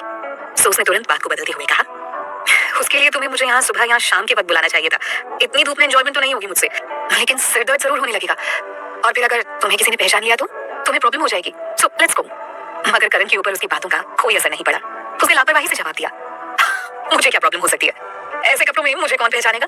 और रही बात धूप की, तो मैंने सबसे बेस्ट क्वालिटी वाला सनस्क्रीन अपनी पूरी बॉडी पर यूज किया है और अब ये धूप मेरा कुछ नहीं बिगाड़ सकती। सो मैं यहाँ अच्छे से एंजॉय कर सकता हूँ। उसके बाद उसने सोनल को ऊपर से नीचे तक देखते हुए पूछा, बाय द वे, तुम ऐसे ही क्यों आ गए? एटलीस्ट धूप से बचने के लिए सनग्लासेस तो पहन लिया होता। कब से ऐसे ही ओपनली धूप में घूम रही हो तुम? अरे तुम्हारी पूरी बॉडी टैन हो जाएगी। सच में बहुत केयरलेस हो तुम। सोनल ने उसे कोई जवाब नहीं दिया। करण ने अपना बैकपैक सामने टेबल पर रखते हुए कहा, भाई मेरा तो मन हो रहा है कि अपनी हाथ उतारकर तुम्हें पहना दूं, लेकिन अगर मैंने ऐसा किया तो कोई ना कोई तो मुझे जरूर पहचान लेगा और भाई मैं इतना बड़ा रिस्क लेने वाला तो नहीं। कहते हुए उसने अपना बैकपैक खोला और उसमें से सनस्क्रीन की एक बोतल बाहर निकालकर उसके सामने रख दी। ये लो, इसे अपने विजिबल बॉडी पार्ट्स पर लगा लो, इससे तुम्हारी स्किन टैन नहीं होगी। सोनल ने एक बार अपने सामने रखी उस ब्रांडेड सनस्क्रीन की तरफ देखा और फिर वापस करण की तरफ सरका दिया। No thank you. करण ने उसे एकदम हैरानी से देखा और फिर थोड़ी नाराजगी से उसे वापस सोनल की तरफ सरकाते हुए बोला, तुम क्या चाहती हो क्यूरी भाई, मैं ये सनस्क्रीन खुद तुम्हें जबरदस्ती लगा दूं? करण की बात सुनकर हैरानी से सोनल की आंखें फैल गई थी। ये आदमी पागल वागल हो गया है क्या? एक सिद्धार्थ क्या कम था उसकी जिंदगी में जो अब ये भी मिल गया है उसे? उसने वापस सनस्क्रीन की बोतल उसकी तरफ सरकाते हुए कहा, मैंने कहा ना इसकी कोई जरूरत नहीं है, मैं ऐसे ही ठीक हूँ। Are you sure? करण ने कंफ्यूजन से उसकी तरफ देखते हुए पूछा। 100%। ओके। कहते हुए करण ने सनस्क्रीन की बोतल वापस अपने बैग में डाल ली। आज तक मैंने किसी लड़की को अपनी स्किन के लिए इतना केयरलेस नहीं देखा। इतना कहते हुए वो खड़ा हो गया। उसने बैकपैक को वापस अपनी पीठ पर टांग लिया और सोनल के सामने हवा में 2 टिकट्स लहराते हुए बोला, okay then let's go, this rough and tough. Sonal भी तुरंत अपनी जगह से उठकर खड़ी हो गई और उसके पीछे चलने लगी। ये तुम मुझे बार बार अलग अलग निकनेम्स क्यों देते रहते हो? तुम मुझे सोनल कहकर भी तो बुला सकते हो ना। सोनल उसके इन अजीब से निकनेम से थोड़ा चिढ़ गई थी। मिस इंटर्न तक तो ठीक था, लेकिन ये क्यूरी पाई और ये मिस रफ एंड टफ, उफ, कहां से लाता है ये आदमी इतनी क्रिएटिविटी? Oh really? करण ने तेजी से आगे बढ़ते हुए जवाब दिया, मुझे तो पता भी नहीं चला कि कब मैंने तुम्हें निकनेम्स दे दिए। वैसे देखा जाए तो इनमें से एक भी निकनेम गलत नहीं था। ये सारे निकनेम्स एक्चुअली तुम पर सूट करते हैं। कहते हुए करण को हंसी आ गई। और फिर निकनेम्स देने से रिलेशनशिप और स्ट्रांग होता है, तुम्हें नहीं पता? Oh really? निकनेम्स देने से रिलेशनशिप स्ट्रांग होता है? मगर मिस्टर करण आहूजा, तुमसे अपने रिलेशनशिप यहाँ मजबूत करना कौन चाहता है? सोनल मन ही मन उसके ऊपर छल्ला रही थी। उसने थोड़ी नाराजगी से करण की तरफ देखते हुए कहा, देखो अब अगर तुमने और कोई निकनेम मुझे दिया ना तो क्या? करण ने सरप्राइज होते हुए उसकी तरफ देखा। तो मैं भी तुम्हें कोई निकनेम दे दूंगी। सोनल ने थोड़ी गुस्से से उसे देखते हुए जवाब दिया। मगर उसकी बात सुनकर करण को जोर की हंसी आ गई। उसने हंसते हुए ही कहा, वेरी गुड डिसीजन क्यूरी भाई, मैं भी तो यही चाहता हूँ। वैसे क्या कहकर बुलाओगी तुम मुझे? Mister handsome? उसकी बात सुनकर सोनल बुरी तरह चढ़ गई थी। उसने तो सोचा था कि वो करण को कोई ऐसा निकनेम दे देगी जिसे सुनकर वो चिढ़ जाएगा और उसे तरह तरह के निकनेम्स देना बंद कर देगा, लेकिन हुआ उसका बिल्कुल उल्टा। भीड़ में सबसे धक्के खाते हुए वो दोनों भी अब अम्यूजमेंट पार्क के अंदर आ चुके थे, लेकिन उन दोनों को नहीं पता था कि वहां कोई तीसरा शख्स भी मौजूद था जो लगातार उन दोनों के ऊपर अपनी नजरें बनाए हुए था। रोहित आज एक बार फिर से डिटेक्टिव रोहित बना हुआ था। सोनल या करण उसे देख न ले, इसलिए वो खुद भीड़ में छिपते छिपाते उन दोनों का पीछा कर रहा था।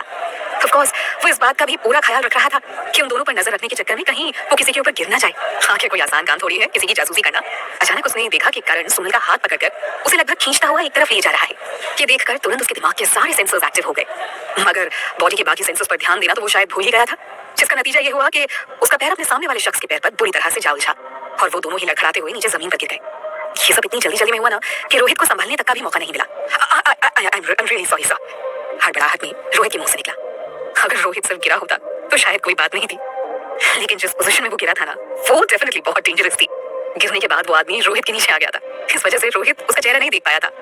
खुद को संभालने की कोशिश में उसका बायां हाथ उसके पैर पर जा लगा था और सिर उसके सीने से जा लगा था। और इसी के साथ उसकी समझ में आ गया था कि जिस शख्स को वो इतनी देर से भाई साहब समझ रहा था एक्चुअली में वो कोई बहन जी थी। और इस एहसास के साथ ही रोहित के दिल की धड़कनें तेज होने लगी थी। उसने जल्दी से उठने की कोशिश की, लेकिन वो इस कदर नर्वस था कि उठने की कोशिश में उसका पैर फिसला और एक बार फिर से उसका चेहरा उसी जगह जाकर टकराया। अब रोहित की ऐसी हालत हो गई थी कि उसका दिल कर रहा था कि वो अपनी बॉडी वहीं छोड़कर बस अपनी जान बचाकर भाग जाए, मगर ऐसा कुछ करने का कोई मौका ही ना देते हुए अचानक एक जोरदार धक्के के साथ उस लड़की ने रोहित को खुद पर से हटा दिया। इससे पहले कि रोहित उसका चेहरा देख पाता, उससे पहले ही उसका हाथ घुमा और रोहित के गाल पर एक झन्नाटेदार थप्पड़ आकर लगा। एक पल के लिए तो उसकी आंखों के आगे अंधेरा छा गया था। उसे इस वक्त ऐसा लग रहा था जैसे चांद तारों के साथ साथ पूरा यूनिवर्स उसकी आंखों के आगे नाच रहा हो। उसने एक बार अपनी नजरें घुमाकर चारों तरफ देखा। आते जाते सारे लोग उसी की तरफ देखते हुए जा रहे थे। उन सभी की नजरों को इग्नोर करते हुए अब उसने अपने सामने खड़ी लड़की की तरफ देखा जो एकदम गुस्से से उसकी तरफ देख रही थी। उसने जीन्स के साथ व्हाइट कलर की शर्ट पहन रखी थी और उसके शोल्डर कट है इस वक्त उसके चेहरे के सामने आकर झूल रहे थे। रोहित ने घबराकर जल्दी से उठते हुए कहा, आई एम सॉरी, मैंने जानबूझकर कुछ नहीं किया है, जो भी हुआ वो गलती से हुआ है मैम। एक्सक्यूज मी, गलती से? गलती एक बार होती है, दो बार नहीं। उसने रोहित को डांटते हुए कहा, प्लीज मुझे माफ कर दीजिए, मैं सच कह रहा हूँ, मेरा ध्यान कहीं और था। रोहित ने बेबसी से उस लड़की की तरफ देखते हुए जवाब दिया। इस वक्त घबराहट के कारण उसके माथे पर पसीना आने लगा था। Oh really? उस लड़की ने अपने हाथ बांधकर एक इनोसेंट सी स्माइल देते हुए कहा, well, अब तो मुझे भी ऐसा लग रहा है कि तुम्हारा ध्यान कहीं और रहा होगा। इतना कहने के बाद उसके चेहरे पर एक शरारत से भरी मुस्कान आ गई थी। रोहित ने घबराते हुए एक बार उसकी तरफ देखा। न जाने क्यों उसे इस लड़की के इरादे ठीक नहीं लग रहे थे। वो धीरे धीरे एक एक कदम बढ़ाते हुए उसके करीब आती जा रही थी। रोहित की समझ में ही नहीं आ रहा था कि आखिर ये लड़की करना क्या चाहती है। रोहित के एकदम करीब आकर उसकी आंखों में देखते हुए उस लड़की ने उसे एक प्यार भरी स्माइल दी और फिर अपनी आंख दबा दी। इसके साथ ही उसने अपने दाएं पैर को उठाते हुए अपने घुटनों से उसके दोनों पैरों के बीच में किक मार दी। रोहित को ऐसा लगा जैसे सैकड़ों बिजलियां एक साथ उसके ऊपर गिर गई हों। दर्द के मारे उसका पूरा फेस लाल हो गया था। उसने हैरानी से उस लड़की की तरफ देखा। उस लड़की ने तुरंत अपने दोनों हाथ उठाते हुए माफी मांगने वाले अंदाज में जवाब दिया, उप्स, आई एम सो सॉरी, वो क्या है ना कि गलती से मिस्टेक हो गई और वो मेरा ध्यान कहीं और था ना। अपने दर्द को किसी तरह दबाते हुए रोहित ने अपनी चारों तरफ देखा। आसपास खड़ी लड़कियां उसे ऐसे देख रही थी जैसे वो कोई लूफर हो। रोहित इस वक्त एम्बैरेसमेंट से मरा जा रहा था। सिद्धार्थ ने उसे सोनल के ऊपर नजर रखने का काम देते हुए कहा था कि वो उसे अपने लिए लड़की खोजने का एक मौका दे रहा है। इस काम को करते हुए उसे लड़कियों से मिलने का मौका मिलेगा और क्या पता उसे वहीं कोई लड़की मिल जाए जिसकी अब तक वो तलाश कर रहा था। लेकिन उसे मिला क्या? जिंदगी में पहली बार किसी लड़की ने उसके ऊपर इस तरह बदतमीजी करने का इल्जाम लगाया था। उससे जो हुआ वो गलती से हुआ था, लेकिन उस लड़की ने तो जानबूझकर उसे इतनी बेरहम तरीके से सजा दी थी कि वो ठीक से खड़ा भी नहीं हो पा रहा था। अचानक कुछ दूर पर खड़ी लड़कियों ने उस लड़की को पुकारा, शालू, वहां क्या कर रही है? इधर आजा, तुझे कुछ दिखाना है, अभी आई। उस लड़की ने पीछे मुड़कर उन्हें इशारा करते हुए जवाब दिया। उसके बाद रोहित की तरफ पलटते हुए उसने कहा, शक्ल देखो अपनी, दिखने में तो किसी अच्छे घर के लगते हो। भीड़ में घुसकर लड़कियों के साथ इस तरह की हरकतें करते हुए तुम्हें शर्म नहीं आती? शुक्र मनाओ कि मैं तुम्हें ऐसे ही जाने दे रही हूँ। दोबारा अगर मैंने तुम्हें किसी भी लड़की के साथ ऐसा कुछ भी करते हुए देख लिया ना तो छोड़ूंगी नहीं मैं तुम्हें। कहते हुए उसने एक हाथ से अपने चेहरे के सामने आए बालों को पीछे किया और गुस्से में रोहित को आंखें दिखाती हुई अपनी दोस्तों की तरफ बढ़ गई। रोहित ने किसी तरह सीधे खड़े होते हुए अब उस तरफ देखा जिधर वो लड़कियां गई थी। पीछे से वो उन्हें तब तक देखता हुआ जा रहा था जब तक कि वो उसकी नजरों से गायब नहीं हो गई। उसके दिमाग में अब एक ही नाम गूंज रहा था, शालू। और फिर आज जो कुछ भी हुआ था उसके बाद शायद ये नाम उसे जिंदगी भर याद रहने वाला था। उसके जाने के बाद रोहित को मानो एक झटका सा लगा। इन सबके बीच वो सोनल को तो भूल ही गया था। उसने जल्दी से उस तरफ देखा जहां थोड़ी देर पहले सोनल और करण साथ बैठे हुए थे, लेकिन अब वहां कोई नजर नहीं आ रहा था। ये देखकर उसने परेशानी में अपना सिर पकड़ लिया। ओह गॉड, इतनी भीड़ में कहां ढूंढूं सोनल जी को? लेकिन उसे कैसे भी करके सोनल को ढूंढना तो था ही, वरना सिद्धार्थ उसे वापस ऑफिस में घुसने भी नहीं देगा। बिना कुछ सोचे समझे उसने एक तरफ दौड़ लगा दी। अब बस यही एक रास्ता था उसके पास कि वो उस पूरे अम्यूजमेंट पार्क का कोना कोना छान मारे और सोनल जहां कहीं भी हो उसे ढूंढ निकाले। सिद्धार्थ ने उसे हर आधे घंटे में सोनल और करण की रिपोर्ट देने का काम दिया था और इस काम को पूरा करने के लिए उसके पास अब सिर्फ 20 मिनट का वक्त बचा था। करण सोनल का हाथ पकड़े भीड़ को चीरते हुए अम्यूजमेंट पार्क के अंदर की तरफ बढ़ गया था। अंदर जगह जगह से लोगों के एक्साइटमेंट से भरी चिल्लाने की आवाजें आ रही थी। कुछ लोग इधर उधर पिक्चर्स लेने में बिजी थे। सोनल मजबूरी में करण के पीछे चल कम और घिसट ज्यादा रही थी। तेज धूप और भीड़ भाड़ की वजह से वो और ज्यादा परेशान हो रही थी। अपने पेरेंट्स की डेथ के बाद ये पहली बार था जब सोनल यहाँ आई थी। चारों तरफ बच्चों बड़ों सभी को एंजॉय करते हुए देखकर उसे भी अपना बचपन याद आने लगा था। वो भी तो ऐसे ही यहाँ आकर खुश हो जाया करती थी और खूब एंजॉय करती थी। अपने बचपन को याद कर उसका मन भी कर रहा था कि वो उन सारे बच्चों के साथ शामिल हो जाए और एक बार फिर से पहले की तरह एंजॉय करे। मगर इस बार यहाँ उसके साथ उसके पेरेंट्स नहीं थे और फिर करण के साथ होने के कारण वो और भी ज्यादा अनकंफर्टेबल फील कर रही थी। उसने सिद्धार्थ से प्रॉमिस किया था कि वो जितना हो सके करण से दूर रहने की कोशिश करेगी, लेकिन वो उसका ठीक उल्टा रहा था। सोनल ने अपनी पूरी ताकत लगाकर करण को रोकते हुए कहा, करण सुनो, तुम अकेले चले जाओ ना प्लीज। मैं यहीं कहीं बैठकर तुम्हें देखती रहूंगी एंड आई एम श्योर तुम्हें एंजॉय करते हुए देखकर मुझे भी अच्छे से आइडियाज आ जाएंगे, या प्लीज। करण उसकी बात सुनकर एकदम से रुक गया था। उसने सवालिया नजरों से सोनल की तरफ देखा। वो कुछ बोलता उससे पहले ही सोनल ने उसे रिक्वेस्ट करते हुए कहा, करण मेरा सच में मूड नहीं है। क्यों? मूड क्यों खराब है तुम्हारा? और अरे इतनी अच्छी जगह पर एंजॉय करने के लिए मूड बनाने की जरूरत पड़ती है क्या? इतना कहकर उसने सोनल के सिर पर हल्के से हाथ मारते हुए कहा, ये जो अपने सिर पर इतनी सारी वर्क टेंशन लिए घूमती रहती हो ना तुम, बस उसे ही दूर करने की कोशिश कर रहा हूं मैं। सोनल जानती थी कि करण से बहस करने का कोई फायदा नहीं है, सो उसने बात को बदलते हुए कहा, देखो बहुत तेज धूप है, इतनी धूप में तो एक कदम भी नहीं चल पाऊंगी मैं करण। करण ने अपनी एक उंगली से सनग्लासेस को नीचे की तरफ खींचते हुए कहा, रियली इतनी तेज धूप है क्या? मगर मुझे तो ऐसा कुछ भी फील नहीं हो रहा है। और फिर तुम तो बस रफ एंड टफ हो ना, इतनी हल्की सी धूप से ही परेशानी होगी तुम्हें? हाँ? उसकी बात सुनकर सोनल के चेहरे पर एक सार्कास्टिक सी स्माइल आ गई थी। यस, अब अगर तुमने मुझे गलत निकनेम दे दिया है तो इसमें मेरी क्या गलती है? करण ने एक बार आसमान की तरफ देखा और बोला, यार लेकिन मेरी तो ये समझ में नहीं आ रहा है कि तुम्हें गर्मी से प्रॉब्लम क्या है? अरे ज्यादा से ज्यादा पसीना ही आ जाएगा ना। You know what, sweating is very good for health. इससे पूरी बॉडी डिटॉक्सिफाई हो जाती है यार। बॉडी में जमा सारी गंदगी यूं निकल जाती है, यूं। उसने सोनल के सामने चुटकी बजाते हुए कहा। फिर उसने बड़ी स्टाइल के साथ वापस सनग्लासेस अपनी आंखों पर चढ़ाते हुए कहा, और फिर तुम्हें किसी ने बताया नहीं, जो लोग स्वेट करते हैं ना वो बहुत सेक्सी होते हैं। Even I really like that song. वो कौन सा गाना था? हाँ, पसीने में नहा के और नमकीन नमकीन समथिंग। करण ने उसके सामने गाना गाते हुए कहा, What the hell? सोनल का मन हो रहा था इसी वक्त करण का गला दबा दे। पसीने में नहीं, समुद्र में नहा के इडियट, उसने चिढ़ते हुए कहा। करण ने एक हल्की सी हंसी के साथ सोनल के गाल खींचते हुए कहा, Whatever, दोनों ही नमकीन होते हैं। सोनल ने एक झटके से उसका हाथ हटाया और उसे एक नकली स्माइल देते हुए बोली, ओके, लेकिन मुझे सेक्सी या नमकीन बनने का कोई शौक नहीं है, इसलिए मैं यहीं छाया में बैठकर आराम करूंगी, ओके? तुम जाकर एंजॉय करो प्लीज। करण ने भी उसे वैसे ही एक स्माइल दी और तुरंत अपना हाथ उसके कंधे पर रखकर उसे कसकर साइड हाथ देते हुए बोला, कम ऑन यार, मैं यहाँ तुम्हें इसलिए लेकर आया हूँ ताकि तुम एंजॉय कर सको और ताकि तुम्हें ड्रेस डिजाइनिंग के लिए कुछ अच्छे आइडियाज मिल सकें यार। सो अब अपनी बहानेबाजी बंद करो और चलो मेरे साथ। सोनल उसके इस तरह पकड़ने से एकदम पैनिक हो गई थी। कर क्या कर रहे हो? छोड़ो मुझे, छोड़ो। उसने खुद को छुड़ाने की कोशिश करते हुए कहा, लेकिन बजाय उसे छोड़ने की करण ने अपनी पकड़ और मजबूत कर दी। अरे व्हाट्स रॉन्ग इन दिस? कितना तो चलता है यार। अरे उधर देखो, सब लोग ऐसे ही घूम रहे हैं ना। करण ने भीड़ की तरफ इशारा करते हुए कहा, मेरे साथ ये सब नहीं चलेगा करण, और वो सब एक दूसरे को जानते हैं, लेकिन तुम मेरे लिए अभी अननोन हो, ओके?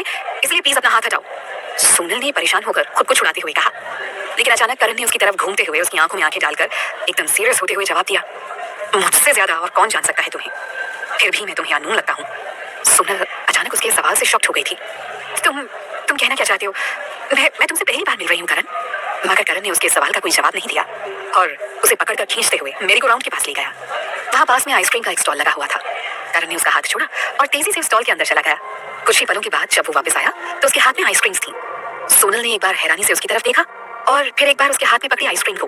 हालांकि धूप काफी तेज थी और इतनी देर तक करण के साथ चलते चलते उसका गला भी सूख गया था, लेकिन फिर भी सोनल ने नाराज होते हुए उससे अपनी नजरें फेर ली। करण को उसकी नाराजगी देखकर हंसी आ रही थी। उसने अपने कदम बढ़ाए और आकर सोनल के ठीक सामने आकर खड़ा हो गया। सोनल ने अब भी उसकी तरफ नहीं देखा तो करण ने जबरदस्ती झुककर उसकी आंखों में देखने की कोशिश करते हुए कहा, ए क्यूटी पाई, अब तक नाराज हो गया मुझसे? क्या यार, कितना गुस्सा करती हो तुम मुझ पर? सोनल ने अब परेशान होकर अपनी नजरें उठाकर उसकी तरफ देखा और एकदम सीरियस लहजे में बोली, देखो करण, जहां तक मुझे याद है तुम्हें मुझसे मिले हुए सिर्फ 2 दिन ही हुए हैं।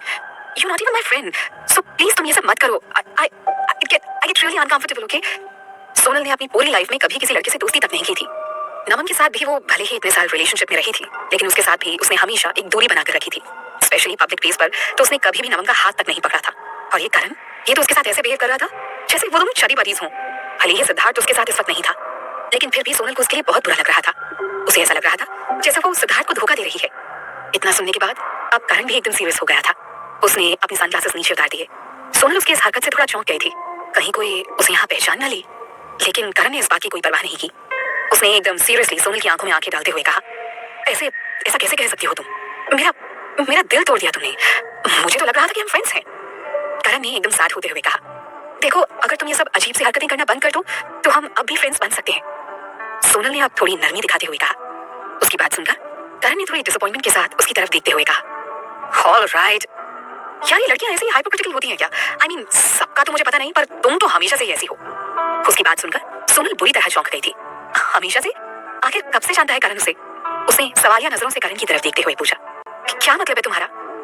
नथिंग कहते हुए करण ने बोरिंग सा चेहरा बनाया और सोनल के हाथों में आइसक्रीम देते हुए बोला, इससे पहले कि ये पिघल जाए खा लो इसे, मुझे पता है गला सूख रहा है तुम्हारा। सोनल थोड़ी उलझन में जरूर थी, लेकिन इस बार उसने करण की बात का कोई विरोध नहीं किया और चुपचाप आइसक्रीम उसके हाथ से लेकर रैपर खोलने लगी।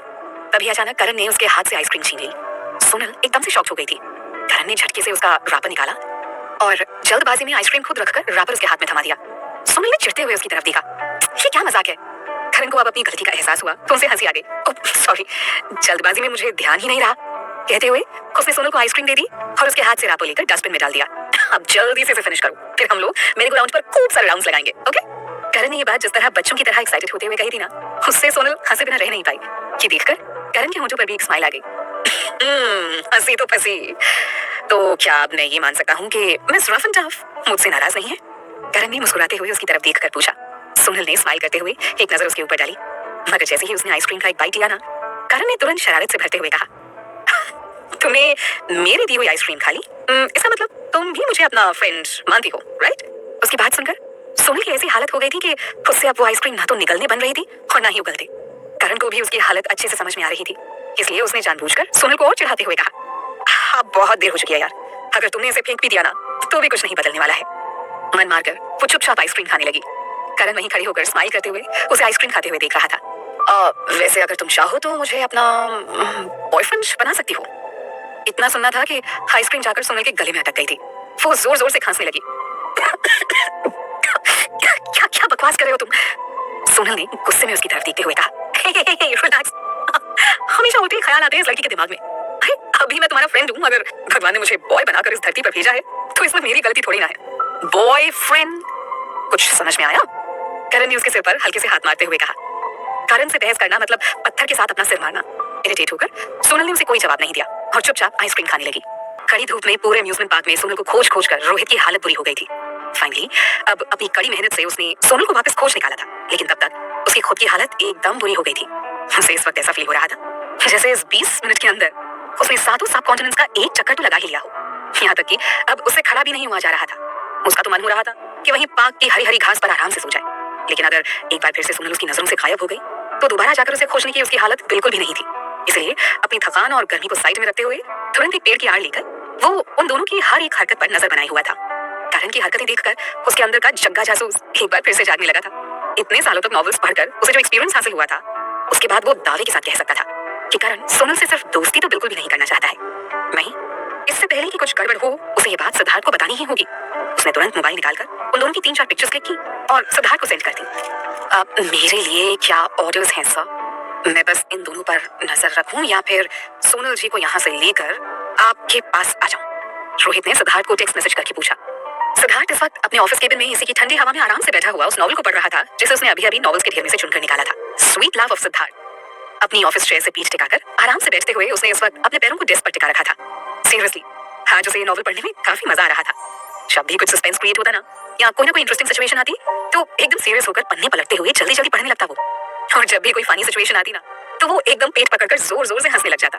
आज उसे समझ में आ रहा था कि क्यों रोहित अपने फ्री टाइम में नॉवेल्स को पढ़ता रहता है। कुछ भी कहो, कमाल का एंटरटेनमेंट है नॉवेल्स में। और फिर साथ में आपको आपकी लव लाइफ के लिए अच्छे अच्छे आइडियाज भी फ्री में मिल जाते हैं, यानी सोने पे सुहागा। अभी सिद्धार्थ कहानी में आए एक इंटरेस्टिंग फनी इंसिडेंट को पढ़कर हंसी रहा था कि अचानक उसका मोबाइल वाइब्रेट हुआ। उसने हंसते हुए ही स्क्रीन को अनलॉक किया और मैसेज खोलकर देखा। जैसे ही उसकी नजर रोहित की भेजी फोटोग्राफ्स पर पड़ी, एक पल में ही उसके चेहरे से सारी हंसी गायब हो गई। उसने बिना कुछ सोचे समझे रोहित का नंबर डायल कर दिया। रोहित ने जब सिद्धार्थ का कॉल देखा तो झट से कॉल रिसीव कर लिया, लेकिन कॉल रिसीव होते ही सिद्धार्थ ने जैसे उसके ऊपर सवालों की बारिश कर दी। कहाँ हो तुम? इतने सारे लोग नजर क्यों आ रहे हैं वहाँ? किसी जू या पार्क में हो गया तुम? और वो कमीना करण, वो सोनल के इतने करीब क्यों खड़ा हुआ है? वो आइसक्रीम, वो भी उसी कमीने करण ने खरीद के दिया ना सोनल को। हिम्मत तो देखो उसकी, उसको तो मैं छोड़ूंगा नहीं। और तुम क्या कर रहे हो इस वक्त? रोहित ने परेशानी भरी आवाज में जवाब दिया। मैं क्या कर सकता हूँ सर? आपने खुद ही कहा था कि सोनल जी को पता नहीं चलना चाहिए कि मैं उनका पीछा कर रहा हूँ, इसलिए मैं बस दूर खड़े होकर उन दोनों को देखने के अलावा और कुछ कर भी क्या सकता हूँ? ओके फाइन, कहाँ हो तुम इस वक्त? सिद्धार्थ ने अब बेचैनी से पूछा। सर फैशन हब के पास में जो अम्यूजमेंट पार्क है ना, हम सब वही हैं। रोहित ने सोनल और करण की तरफ देखते हुए जवाब दिया। Amusement park? सिद्धार्थ ने चौंकते हुए कहा। इस वक्त इतनी धूप में? कहते हुए सिद्धार्थ ने एक बार अपने ऑफिस की खिड़की के शीशे से बाहर देखा। अब 3 बजने को थे, लेकिन तब भी सूरज उतनी ही तेज धूप के साथ चमक रहा था। ये देखकर सिद्धार्थ की परेशानी और बढ़ गई। सर आपने कुछ कहा क्या? मुझे कुछ सुनाई नहीं दे रहा है। यहाँ बहुत भीड़ है सर, काफी शोर आ रहा है, म्यूजिक भी बहुत लाउड है सर। रोहित ने थोड़ी तेज आवाज में कहा। सिद्धार्थ ने परेशानी से नोबल डेस्क पर रख दिया और अब सीधा होकर अपनी चेयर पर बैठ गया। नथिंग, उसने एकदम सीरियस टोन में रोहित को जवाब दिया। ओके सर, अब मैं क्या करूं? रोहित ने बेचैनी से भरकर पूछा। सिद्धार्थ ने कहा, कुछ नहीं, तुम बस नजर रखते रहो उन पर। अगर वो कभी ना करें सोनल के साथ कुछ भी गलत करने की कोशिश करें ना, तो मुझे तुरंत खबर करना। ओके सर, रोहित ने कहा और कॉल डिस्कनेक्ट कर दिया। अब तक सिद्धार्थ का सारा मूड ऑफ हो चुका था। अपनी चेयर से उठकर वो अब अपने केबिन में परेशानी से इधर उधर टहलने लगा था। थोड़ी देर बाद कुछ सोचकर उसने सोनल को मैसेज किया।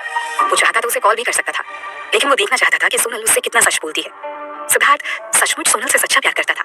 अब बस उसे ये देखना था कि सोनल का प्यार कितना सच्चा है। सिद्धार्थ ने मैसेज किया।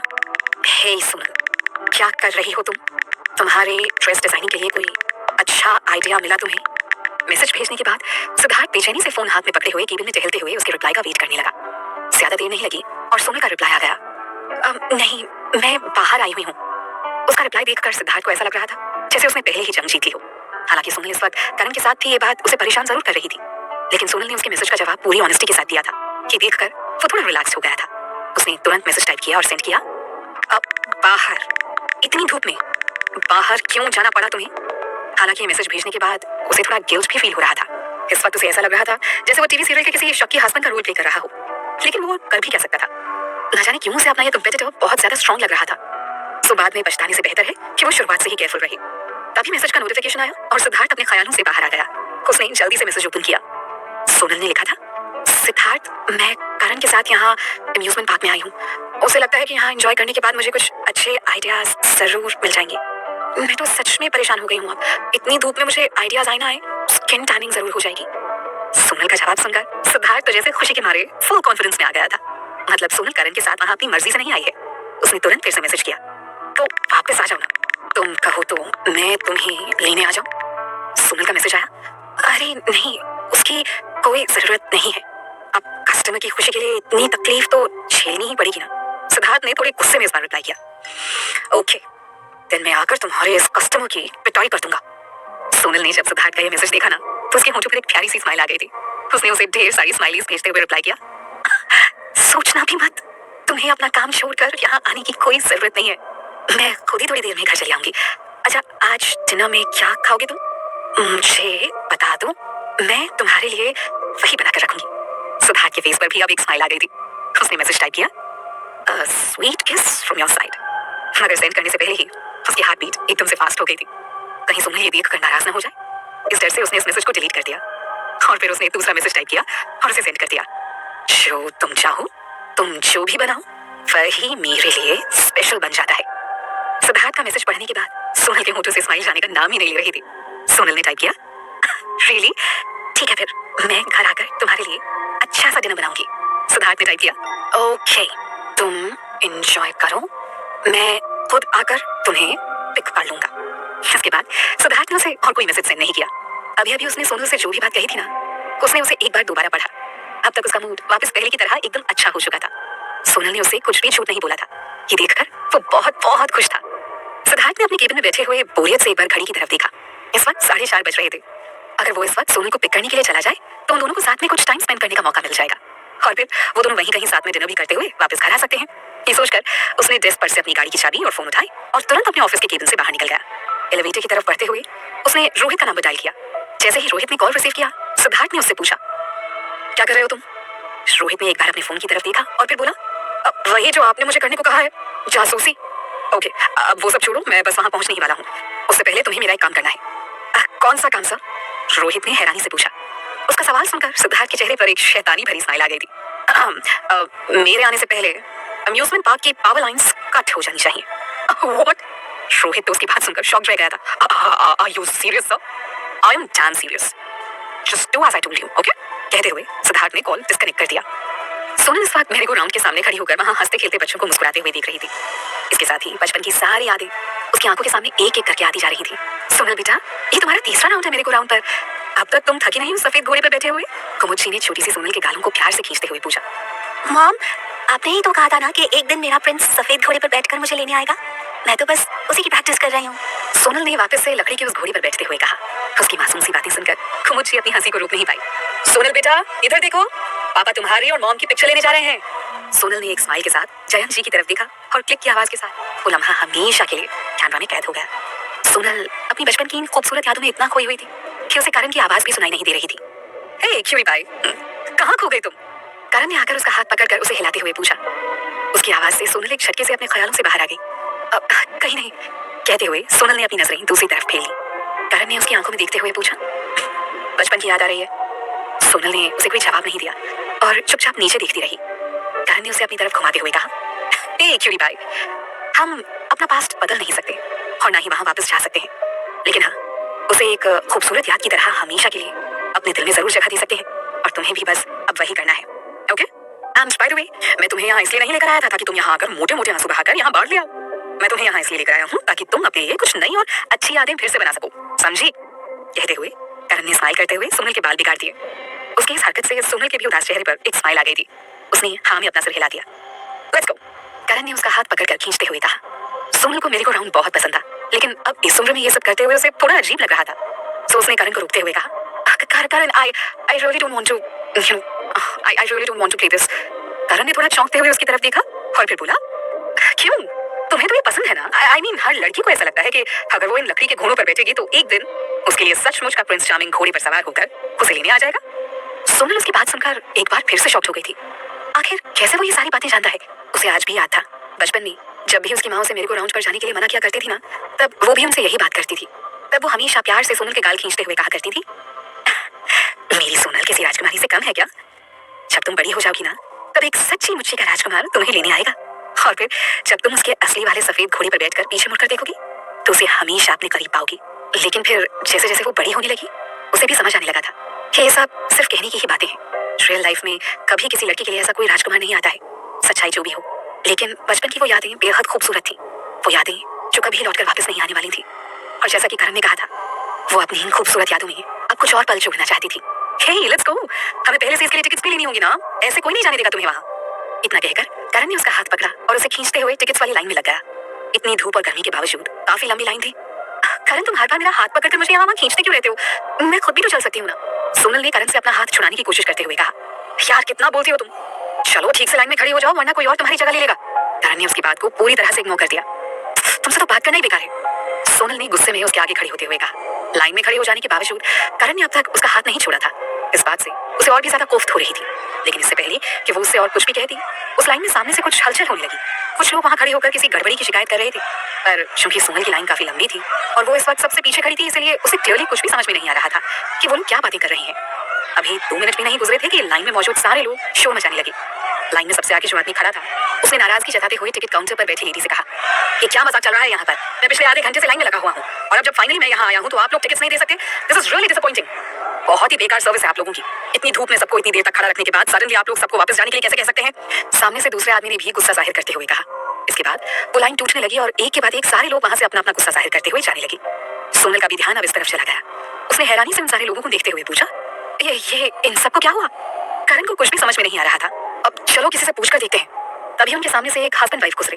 वो दोनों भी काफी नाराज लग रहे थे। करण ने उन्हें रोकते हुए पूछा, एक्सक्यूज मी मैम, अचानक से सब लोग पार्क से क्यों जा रहे हैं? Any problem? उन दोनों ने रुककर एकदम से इरिटेट होते हुए जवाब दिया, अजीब प्रॉब्लम ही प्रॉब्लम है यहाँ तो। अभी तो एक राउंड ही घुमाया था हमने हमारी बच्ची को, लेकिन इन लोगों ने अचानक से सब लोगों को बाहर जाने को कह दिया। अरे कह रहे हैं कि कुछ टेक्निकल प्रॉब्लम है, अब उसे रिपेयर करने में इन्हें पूरा दिन लग जाएगा। सो आज के लिए ये फैसिलिटी बंद है। करण ने एक बार परेशानी से बंद पड़े मेरे को राउंड की तरफ देखा और फिर उस कपल से बोला, थैंक यू। हालांकि उसकी बात सुनकर सोनल की उलझन और बढ़ गई थी। ऐसे कैसे अचानक से टेक्निकल फॉल्ट आ गया? और अगर आ भी गया तो उसे रात में भी रिपेयर किया जा सकता था। इस तरह लोगों को देर तक धूप में खड़ा रखने के बाद अचानक से किसी फैसिलिटी को बंद कर देना वाकई गलत था। खैर, उसे इस बात से क्या, उसे तो वैसे भी करण के साथ यहाँ आने में कोई इंटरेस्ट नहीं था। सो उसने करण को एक स्माइल देते हुए कहा, तो अब हम भी वापस चले? करण ने एक बार परेशानी से अपनी चारों तरफ नजर डाली और फिर कुछ सोचकर बोला, अरे ऐसे कैसे बिना एंजॉय किए चले जाएंगे? मेरे को राउंड ही ना सही, बाकी सारी फैसिलिटीज तो अभी ओपन होंगी ना। इतना बड़ा पार्क है, हम कहीं ना कहीं एंजॉय कर लेंगे। इतना कहकर करण आगे बढ़ते हुए धीरे से बोला, क्या बकवास सिस्टम है यार यहाँ का। पहले खुद यहाँ आने का इतना तामझाम किया, फिर इतनी मुश्किल से इस क्यूटी पाई को यहाँ बुलाया और इनको आज ही रिपेयर का काम करना सूझा है। कुछ कहा तुमने? सोनल ने चौंक कर उसकी तरफ देखते हुए कहा, नहीं तो पता नहीं क्या क्या सुनती रहती हो तुम, लेट्स गो। कहते हुए एक बार फिर से करण ने सोनल का हाथ पकड़ा और उसे लेकर पार्क के और अंदर चला गया। सोनल को भी लगा कि करण इतना बड़ा सेलिब्रिटी है, उसे तो ये सारी चीजें एंजॉय करने के लिए कभी टाइम भी नहीं मिलता होगा, शायद इसलिए वो इतनी आसानी से यहाँ से वापस जाने को तैयार नहीं है। सो इस बार उसने भी ज्यादा बहस नहीं की और चुपचाप उसके साथ चलने लगी। वैसे भी अगर आज उसने करण के साथ आने से मना किया तो पॉसिबल है कि वो कल फिर से उसे यहाँ लेकर आ जाए। सो बेहतर है कि आज का काम आज ही खत्म कर लिया जाए। और फिर अब तो वैसे भी शाम हो चुकी थी, उसे ज्यादा से ज्यादा 1 से 2 घंटे ही करण के साथ इस पार्क में बिताने पड़ेंगे। ये सब सोचकर सोनल चुपचाप बस उसके साथ चली जा रही थी। ये शहर का सबसे बड़ा अम्यूजमेंट पार्क था। यहाँ 2 फैसिलिटीज के बीच में काफी डिस्टेंस था। कारण सोनल को लेकर रोलर कोस्टर की तरफ बढ़ गया। अभी उसे चलते हुए मुश्किल से 5 मिनट ही हुए थे कि रोलर कोस्टर वाले सेक्शन से भी लोगों की भीड़ बाहर निकलती हुई नजर आने लगी। उन सबके फेस पर वैसे ही नाराजगी वाले एक्सप्रेशंस नजर आ रहे थे। कारण और सोनल दोनों ही अपनी जगह पर कंफ्यूजन से खड़े होकर लोगों की भीड़ को इस तरफ आते हुए देखने लगे। यार यहाँ हो क्या रहा है? अब प्लीज को ये मत कह देना कि इन लोगों ने बाकी सारी फैसिलिटीज भी बंद कर दी हैं। करण के चेहरे पर भी अब नाराजगी नजर आने लगी थी। उसने सोनल को पकड़कर उसे खींचते हुए अपनी तरफ कर लिया और फिर सामने से आ रही भीड़ में से एक आदमी को पकड़कर रोकते हुए पूछा, सर क्या बात हो गई, आप लोग वापस क्यों आ रहे हैं? मुझे क्या बताएं आपको, सारा का सारा सिस्टम ही खराब है इस पार्क का। अचानक से सारी फैसिलिटीज बंद कर दी गई हैं और अब कल आने को कह रहे हैं। अरे कोई मैनेजर को बुलाओ यार, ऐसे कैसे कर सकते हैं ये लोग हमारे साथ? साथ वाले एक आदमी ने गुस्से में चिल्लाते हुए कहा, अरे और क्या, जो भी मेंटेनेंस का काम है वो रात में भी तो हो सकता है ना। अगर ये काम दिन में ही करना था तो आज हम सबसे टिकट के पैसे क्यों लिए इन्होंने? पहले तो उसने हम सबको जाने के लिए कह दिया, मगर जब सबने पकड़कर उसे धमकाया तो उसने कहा कि हम सब सेम टिकट पर कल भी यहाँ पार्क में आ सकते हैं। सब लोग गुस्से में एक के बाद एक कंप्लेंट्स करते हुए वहां से गुजर रहे थे। लेकिन ये भी तो हो सकता है ना कि सचमुच कोई सीरियस टेक्निकल फॉल्ट आ गया हो, इसी वजह से उन्होंने अचानक से सारी फैसिलिटीज बंद करने का डिसीजन लिया है। अब जरा आप लोग ये सोचिए, अगर हम सब लोग वहां रोलर कोस्टर पर बैठ गए होते और वो अचानक से बंद हो गया होता तो क्या होता? दुर्घटना से देर भली होती है। अरे टिकट का क्या है, हम लोग फिर कभी आकर एंजॉय कर लेंगे। एक उम्र दराज दिखने वाली लेडी ने सबको समझाते हुए कहा। ज्यादातर लोगों को उसकी बात ठीक लग रही थी। सोनल ने अब करण का हाथ पकड़कर उसे खींचते हुए कहा, करण चलो यहाँ से, यहाँ रुकने का कोई फायदा नहीं है। अब करण के पास भी सोनल की बात मानने के अलावा और कोई ऑप्शन नहीं बचा था। उसके मुंह से बस एक डिसअपॉइंटमेंट से भरी गहरी सांस निकल गई। क्या यार, ओके फाइन चलो।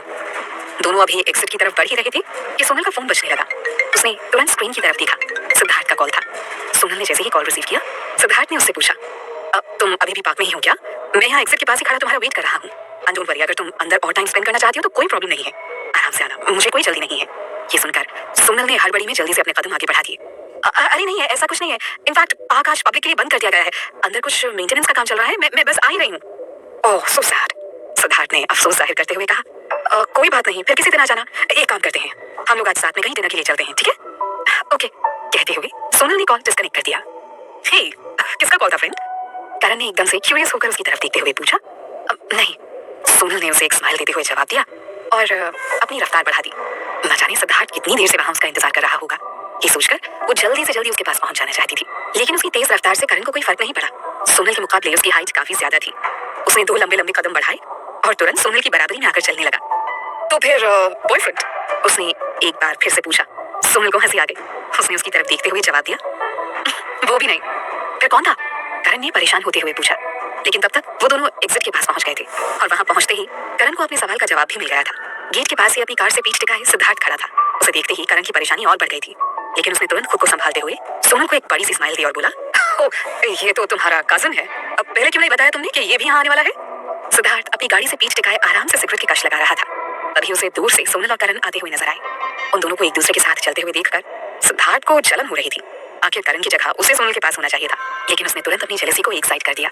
वो किसी भी तरह अपना मूड खराब नहीं करना चाहता था। वैसे भी करण बस सोनल के साथ ही तो चल रहा था, जबकि सिद्धार्थ के पास तो लाइफ टाइम के लिए सोनल के साथ कदम से कदम मिलाकर चलने का लाइसेंस था। सो उसे इन छोटी छोटी बातों पर रिएक्ट करके अपना मूड खराब नहीं करना चाहिए। सोनल को करीब आते देखकर सिद्धार्थ तुरंत सीधा खड़ा हो गया। सिगरेट को जमीन पर फेंकते हुए उसने अपने पैरों से उसे मसल दिया और फिर सीधा सोनल की तरफ बढ़ गया। करण ने एक बार सिद्धार्थ की तरफ देखा और फिर अपने सनग्लासेस और मास्क निकाल लिए। अपना एक हाथ हवा में हिलाते हुए उसने सिद्धार्थ को एक स्माइल दे दी। Hello brother. सोनल ने जब उसे ऐसा करते देखा तो वो एकदम से टेंशन में आ गई, कहीं सिद्धार्थ फिर से उससे नाराज ना हो जाए। कल भी वो करण की इसी हरकत से बहुत नाराज हुआ था। डर के मारे उसकी तो सिद्धार्थ की तरफ देखने तक की हिम्मत नहीं हो रही थी। मगर सिद्धार्थ ने बोरियत से करण की तरफ देखते हुए कहा, ब्रदर, हूज योर ब्रदर? हाँ। करण ने भी हंसते हुए जवाब दिया, why do you look so angry यार? अब तुम क्यूटी पाई के कजन हो तो इस नाते मेरे भी तो कजन ही हुए ना, तो अब से मैं तुम्हें ब्रदर कहकर ही बुलाऊंगा। सिद्धार्थ ने उसे कोई जवाब देने के बजाय बस एक बड़ी सी सार्कास्टिक स्माइल दे दी और आगे बढ़कर सोनल का हाथ पकड़ लिया। उसे लेकर वो बिना कुछ बोले चुपचाप अपनी कार की तरफ बढ़ गया। सोनल को लगा सिद्धार्थ ने करण के साथ शायद कुछ ज्यादा ही रूडनेस दिखा दी है। एटलीस्ट वो दोनों से बाय बोलकर भी तो जा सकते थे ना। लेकिन सिद्धार्थ ने उसका हाथ एकदम मजबूती से पकड़ रखा था और उसे लेकर तेजी से वो अपनी कार की तरफ बढ़ा जा रहा था। कहीं करण को इस बात का बुरा ना लगे, ये सोचकर उसने चलते हुए ही पीछे मुड़कर कहा, करण मैं जा रही हूँ, आई डोंट वरी, मैं बहुत ही जल्दी डिजाइन कंप्लीट करके तुम्हें ड्राफ्ट्स दिखा दूंगी, ओके बाय। करण के फेस पर स्माइल आ गई। उसने भी अपना हाथ हिलाकर सोनल को बाय कर दिया। लेकिन इन सबसे सिद्धार्थ को बहुत चिढ़ हो रही थी। उसने सोनल का हाथ पकड़कर खींचते हुए कहा, ध्यान कहाँ है तुम्हारा? चलते समय अपनी नजर हमेशा सामने रखा करो, ओके? करण दूर से खड़ा ये सब देख रहा था। उसने परेशान होकर अपना सिर हिलाते हुए कहा, कितना रूड बिहेव करता है ये आदमी, पता नहीं इसे किस बात से प्रॉब्लम है। कुछ सोचकर वो भी उन दोनों के पीछे चल दिया। दूसरी तरफ सिद्धार्थ ने परेशानी से सोनल के ऊपर एक नजर डालते हुए पूछा, कितनी तेज धूप है आज, फिर भी उस स्टूपिड करण ने तुम्हें यहाँ पर बुलाया, तुम ठीक हो ना? मेरा तो सच में मन हो रहा है कि अभी जाकर उसकी पिटाई कर दूं। उसकी बात सुनकर सोनल को हंसी आ गई। अरे नहीं, तुम्हें परेशान होने की कोई जरूरत नहीं है। हम दोनों को यहाँ पर आए हुए अभी ज्यादा देर नहीं हुई है। इनफैक्ट हम लोग तो टिकट तक नहीं खरीद पाए, उससे पहले इन लोगों ने मेंटेनेंस के लिए पार्क बंद कर दिया। अरे मुझे तो खुद इस बात पर हैरानी हो रही है कि ये लोग डे टाइम में मेंटेनेंस क्यों कर रहे हैं। जनरली ये काम तो रात में किया जाता है ना। सो हम लोग बस बाहर ही आ रहे थे। ये सुनते ही सिद्धार्थ के होंठों पर एक जहरीली सी मुस्कान आ गई थी। मन ही मन वो बोला, ऑफ कोर्स डे टाइम में ही तो मेंटेनेंस करना पड़ेगा ना, वरना इतनी जल्दी मैं तुम्हें वहां से बाहर कैसे निकलवाता। लेकिन बाहर से उसने एकदम से सरप्राइज होने का नाटक करते हुए पूछा, ओह रियली? तुम्हारी बात सुनकर तो अब मैं भी सरप्राइज हूँ। अरे ऐसा तो पहले कभी नहीं हुआ यहाँ पर। गाड़ी के पास आकर उसने डोर ओपन करते हुए कहा, गाड़ी में बैठो। अब क्योंकि तुम अम्यूजमेंट पार्क में एंजॉय नहीं कर पाए तो मैं सोच रहा था कि तुम्हें डिनर के लिए कहीं बाहर ले चलूं। बोलो कहाँ चलना है? सोनल ने गाड़ी में बैठते हुए जवाब दिया, जहां तुम ले चलो, मुझे कोई प्रॉब्लम नहीं है। सिद्धार्थ ने मुस्कुराते हुए उसकी साइड का डोर क्लोज कर दिया और फिर जब खुद दूसरी तरफ से ड्राइविंग सीट की तरफ जाने के लिए पलटा तो वो एकदम से शॉक्ड हो गया। उसके ठीक पीछे करण खड़ा था। उसने जुबान से भले ही करण से कुछ नहीं कहा, लेकिन उसकी आंखों में साफ साफ ये सवाल नजर आ रहा था कि आखिर वो यहाँ क्या कर रहा है। करण ने एक बार सोनल की तरफ देखा जो कार में चुपचाप बैठी हुई थी। उसके बाद अपनी नजरें सिद्धार्थ की तरफ घुमाते हुए वो बोला, क्या परफेक्ट टाइम पर तुमने एंट्री मारी है ना bro? I mean I am really surprised. Siddharth ने उसके ऊपर से अपनी नजरें हटाते हुए जवाब दिया, मुझे बस सोनल की फिक्र हो रही थी। इतनी देर से वो यहाँ इतनी गर्मी में तुम्हारे साथ घूम रही है, जाहिर है उसे भूख लगी होगी, इसलिए मैं खुद उसे पिक करने के लिए चला आया। इसमें इतना सरप्राइज होने वाली कौन सी बात है? सिद्धार्थ का जवाब सुनकर करण के फेस पर एक मिस्टीरियस सी स्माइल आ गई थी। Oh really? उसने अपने हाथ बांधकर सिद्धार्थ की तरफ देखते हुए पूछा, और जो कुछ भी अम्यूजमेंट पार्क में हुआ वो सब क्या था? टेक्निकल फॉल्ट, रिपेयरिंग, मेंटेनेंस, ये सारे तमाशे भी क्या तुमने इसलिए करवाए ताकि तुम सोनल को डिनर के लिए लेकर जा सको? अब सिद्धार्थ के फेस पर भी स्माइल आ गई थी। उसे करण की बात सुनकर थोड़ा सा भी सरप्राइज नहीं हुआ था। वो तो शुरुआत में ही समझ गया था कि ये करण बस दिखने में ही सीधा साधा नजर आता है, लेकिन अंदर से ये बहुत टेढ़ा आदमी है। सिद्धार्थ ने भी उसे उसी टोन में जवाब दिया, अच्छा हुआ जो तुम खुद ही सब कुछ समझ गए। मुझे वैसे भी किसी को कुछ भी एक्सप्लेन करना पसंद नहीं है। क्या यार, इतनी सी बात के लिए इतना बड़ा तमाशा खड़ा कर दिया तुमने। तुम्हें पता भी है सोनल को जब ये पता चला कि आज वो पार्क में अपनी फेवरेट मेरी गो राउंड पर नहीं बैठ पाएगी तो वो कितना डिसअपॉइंट हो गई थी। क्यों करते हो तुम ऐसा यार? फिर सिद्धार्थ के करीब आते हुए उसने धीरे से पूछा, क्यूटी पाई पर भरोसा नहीं है क्या तुम्हें? उसकी बात सुनकर सिद्धार्थ को हंसी आ गई थी, लेकिन अगले ही पल उसने एकदम सीरियस होते हुए कहा, मुझे उस पर पूरी दुनिया से ज्यादा भरोसा है, लेकिन तुम पर मुझे रत्ती भर भी भरोसा नहीं है। जानकर अच्छा लगा, मुझ पर भरोसा करना भी मत, बहुत पछताओगे। करण ने उसका मजाक उड़ाने वाले अंदाज में जवाब दिया, वैसे तुम्हें नहीं लगता तुम अपनी कजन की लाइफ में कुछ ज्यादा ही इंटरफेयर कर रहे हो? इस बार करण की बात सुनकर सिद्धार्थ के होंठों पर विक्ट्री वाली स्माइल आ गई थी। उसने एक बार सोनल की तरफ देखा और फिर वापस करण की तरफ मुड़ते हुए बोला, कजन? ऐसा सिर्फ तुम्हें लगता है। फिर उसने एकदम प्राउडली करण की तरफ देखते हुए एक एक वर्ड पर जोर देते हुए कहा, मैं उसका हस्बैंड हूँ। सोनल के साथ शादी करने के बाद ये पहली बार था जब सिद्धार्थ ने किसी के सामने अपने और सोनल के रिश्ते के बारे में इतना प्राउडली अनाउंस किया था। आज करण के सामने सोनल को अपनी वाइफ बताते हुए उसे जो सुकून मिल रहा था ना, उसे वो वर्ड्स में बयान नहीं कर सकता था। लेकिन करण को उसकी बात सुनकर कोई हैरानी नहीं हुई, जैसे वो पहले से ही उन दोनों के रिलेशन के बारे में सब कुछ जानता हो। लेकिन फिर भी उसने सिद्धार्थ के सामने सरप्राइज होने का नाटक करते हुए कहा, oh really? I am so shocked. Siddharth ने एकदम से दांत पीसते हुए उसकी तरफ देखकर कहा, अब पता चल गया ना, बहुत प्यार से समझा रहा हूं तुझे, दूसरों की बीवी पर नजर डालना बंद कर दे, वरना अच्छा नहीं होगा। लेकिन सिद्धार्थ की धमकी का करण के ऊपर कोई असर ही नहीं हुआ। उसने सिद्धार्थ को एक स्माइल देते हुए अपनी आंख दबा दी और धीरे से बोला, और अगर मैं तुम्हारी ये बात ना समझूं तो? सिद्धार्थ ने चौंकते हुए करण की आंखों में देखा तो उसके होंठों की मुस्कान और गहरी हो गई। तुम मुझे यहाँ उसे फोर्स नहीं कर सकते। सोनल मेरी गर्लफ्रेंड है और मेरा जब भी मन होगा तो मैं उससे जरूर मिलूंगा। करण की बातें सुनकर अब सिद्धार्थ अपना आपा खोने लगा था। उसका दिल तो कर रहा था कि इसी वक्त करण के मुंह पर एक जोरदार पंच मारकर उसकी शक्ल बिगाड़ दे। तुम्हारा दिमाग खराब हो गया है। सोनल तुम्हारे जैसे इडियट को तो कभी अपना बॉयफ्रेंड नहीं बनाएगी। अपनी बात का असर होती देखकर करण ने एकदम आराम से सिद्धार्थ के कंधे थपथपाते हुए कहा, तुम चाहते हो कि मैं अपनी बात प्रूव करके दिखाऊं? Okay, as you wish. कहते हुए करण ने गाड़ी में बैठे हुए सोनल की तरफ देखकर एक स्माइल दे दी। सोनल ने भी जवाब में उसे एक स्माइल दे दी। साउंड प्रूफ कार होने की वजह से उसे जरा भी अंदाजा नहीं था कि बाहर सिद्धार्थ और करण के बीच क्या बातचीत हो रही है। अब गुस्से के कारण सिद्धार्थ का खून खौलने लगा था। How dare you! उसने करण के सामने आकर उसके व्यू को ब्लॉक करते हुए कहा। सिद्धार्थ का गुस्सा देखकर करण को हंसी आ गई। उसने सिद्धार्थ के गाल थपथपाते हुए कहा, यार तुम तो इतने से ही घबरा रहे हो, ये तो ट्रेलर भी नहीं था, अभी तो तुम्हें पूरी पिक्चर देखनी है। मैं घबरा नहीं रहा, मैं बस तुम्हारे जैसे डिस्कस्टिंग लोगों की नजरों से उसे बचा कर रखना चाहता हूँ। सिद्धार्थ ने जलती हुई नजरों से उसकी तरफ देखते हुए कहा, और फिर मुझे किस बात का डर? बीवी है वो मेरी, 7 जन्मों तक साथ निभाने का वादा किया है हमने एक दूसरे के साथ, और उससे भी बड़ी बात, वो प्यार करती है मुझसे। सिद्धार्थ ने भी इस बार उसे एक स्माइल देते हुए उसके एकदम करीब आकर जवाब दिया। करण ने 2 कदम पीछे हटते हुए एकदम लापरवाही से अपने कंधे उचकाते हुए जवाब दिया, सो व्हाट? शादी ही तो हुई है, कौन से बच्चे हो गए हैं तुम्हारे? इनफैक्ट आजकल तो बच्चे भी सेफ मैरिज की गारंटी नहीं होते। अब अपने बिल्लू बाबू को ही देख लो। सिद्धार्थ ने अचकचाते हुए उसकी तरफ देखा। अरे मैं बिल गेट्स की बात कर रहा हूँ, पता तो होगा ना तुम्हें, शादी के इतने साल बाद भी उनका डिवोर्स हो गया। अब तुम खुद ही सोचो, इतना सारा पैसा, बच्चे, इतने साल की रिलेशनशिप और प्यार, इतनी सारी चीजें मिलाकर भी उनके रिश्ते को नहीं बचा पाए, तो भाई तू कहाँ ठहरता है? तेरी तो शादी हुए अभी जुम्मा 4 दिन हुए हैं, क्या पता कब डिवोर्स हो जाए। करण ने उसे एकदम सीरियस होकर समझाने वाले अंदाज में देखते हुए कहा। उसकी बात सुनकर सिद्धार्थ शॉक रह गया था। कोई इतना भी पागल कैसे हो सकता है? उसे वाकई सोनल की फिक्र हो रही थी। जितना उसने सोचा था, इस कारण के इरादे उससे कहीं ज्यादा डेंजरस लग रहे थे। उसे इस बात से भी कोई फर्क नहीं पड़ रहा था कि सोनल ऑलरेडी मैरिड है। उल्टा वो खुल्लम खुल्ला सिद्धार्थ को चैलेंज कर रहा था कि वो सोनल को उससे छीन कर ले जाएगा। उसने गुस्से में अपनी मुट्ठियां कसते हुए अपने गुस्से को कंट्रोल करने की कोशिश की। अगर इस वक्त सोनल यहाँ पर नहीं होती तो डेफिनेटली वो इस करण के बच्चे को पीट कर इसका मुंह हमेशा के लिए बंद कर देता। लेकिन सिद्धार्थ सोनल के सामने कोई भी सीन क्रिएट करना नहीं चाहता था। सो उसने एक बार करण की तरफ चलती हुई नजरों से देखकर कहा, शी इज माई वाइफ, और तू जैसा सोच रहा है ना, वैसा कभी नहीं होगा। उम्मीद पर दुनिया कायम है ब्रो, फ्यूचर किसने देखा है? और फिर मैंने तो सुना है कि तुझसे अपना खुद का ही गुस्सा कंट्रोल नहीं होता, बीवी कहां से कंट्रोल होगी? इतना कहकर उसने हंसते हुए सिद्धार्थ की आंखों में आंखें डालकर कहा, बस सिर्फ एक गलती तेरी और फिर सोनल मेरी, मैं उस दिन का इंतजार करूंगा। अब सिद्धार्थ के लिए अपने गुस्से को कंट्रोल करना मुश्किल हो गया था। गुस्से में आगे बढ़कर उसने करण का कॉलर पकड़ लिया। सोनल ने कार में बैठे हुए जब ये नजारा देखा तो वो बुरी तरह चौंक गई। उसने कार का डोर ओपन करते हुए पूछा, क्या क्या कर रहे हो तुम दोनों? हालांकि सोनल ने उन दोनों के बीच की बातें सुनी नहीं थी, लेकिन उन दोनों के एक्सप्रेशंस देखकर उसे कुछ अंदाजा हो रहा था कि उन दोनों के बीच कुछ सही नहीं है। सोनल की आवाज सुनते ही सिद्धार्थ ने झट से करण का कॉलर छोड़ दिया और एक बड़ी सी स्माइल के साथ उसके गले में अपना हाथ डालते हुए बोला, नथिंग स्पेशल। देखो ना, करण से बातें करते हुए मैं तो भूल ही गया था कि तुम्हें भूख लगी होगी ना। तुम अंदर बैठो, मैं बस 2 मिनट में आ रहा हूँ। कहते हुए उसने वापस अपना हाथ आगे बढ़ाकर डोर बंद कर दिया। उसने करण की तरफ देखते हुए गुस्से से भरकर कहा, तेरी किस्मत अच्छी है कि आज मैं तुझे छोड़ रहा हूँ, लेकिन अगर तूने दोबारा सोनल के करीब आने की कोशिश भी की ना तो। कहते हुए उसने जानबूझकर अपनी बात अधूरी छोड़ दी और कार की तरफ बढ़ गया। सिद्धार्थ को जाते देखकर करण के फेस पर वापस स्माइल आ गई थी। कार के करीब आते हुए उसने उसकी विंडो पर नॉक किया जहां सोनल बैठी हुई थी। सोनल ने जब करण को देखा तो तुरंत अपनी विंडो ग्लास नीचे कर दी और उसे एक स्माइल देते हुए बोली, ओके करण, मुझे अब जाना होगा, बट डोंट वरी, मैं बहुत ही जल्द तुमसे सारे ड्रेस के डिजाइन के साथ मिलूंगी, ओके? जवाब में करण बस मुस्कुरा दिया। उसने एक नजर सिद्धार्थ के ऊपर डाली जो इस वक्त अपनी सीट बेल्ट लगाने में बिजी था। फिर उसने वापस सोनल की तरफ देखते हुए कहा, श्यूरी भाई, कहना तो नहीं चाहिए पर आज जिंदगी में पहली बार मुझे थोड़ी सी खुशी नसीब हुई है, सिर्फ इसलिए क्योंकि मुझे तुम्हारे साथ वक्त बिताने का मौका मिला। कहते हुए उसने एकदम से सैड फेस बना लिया।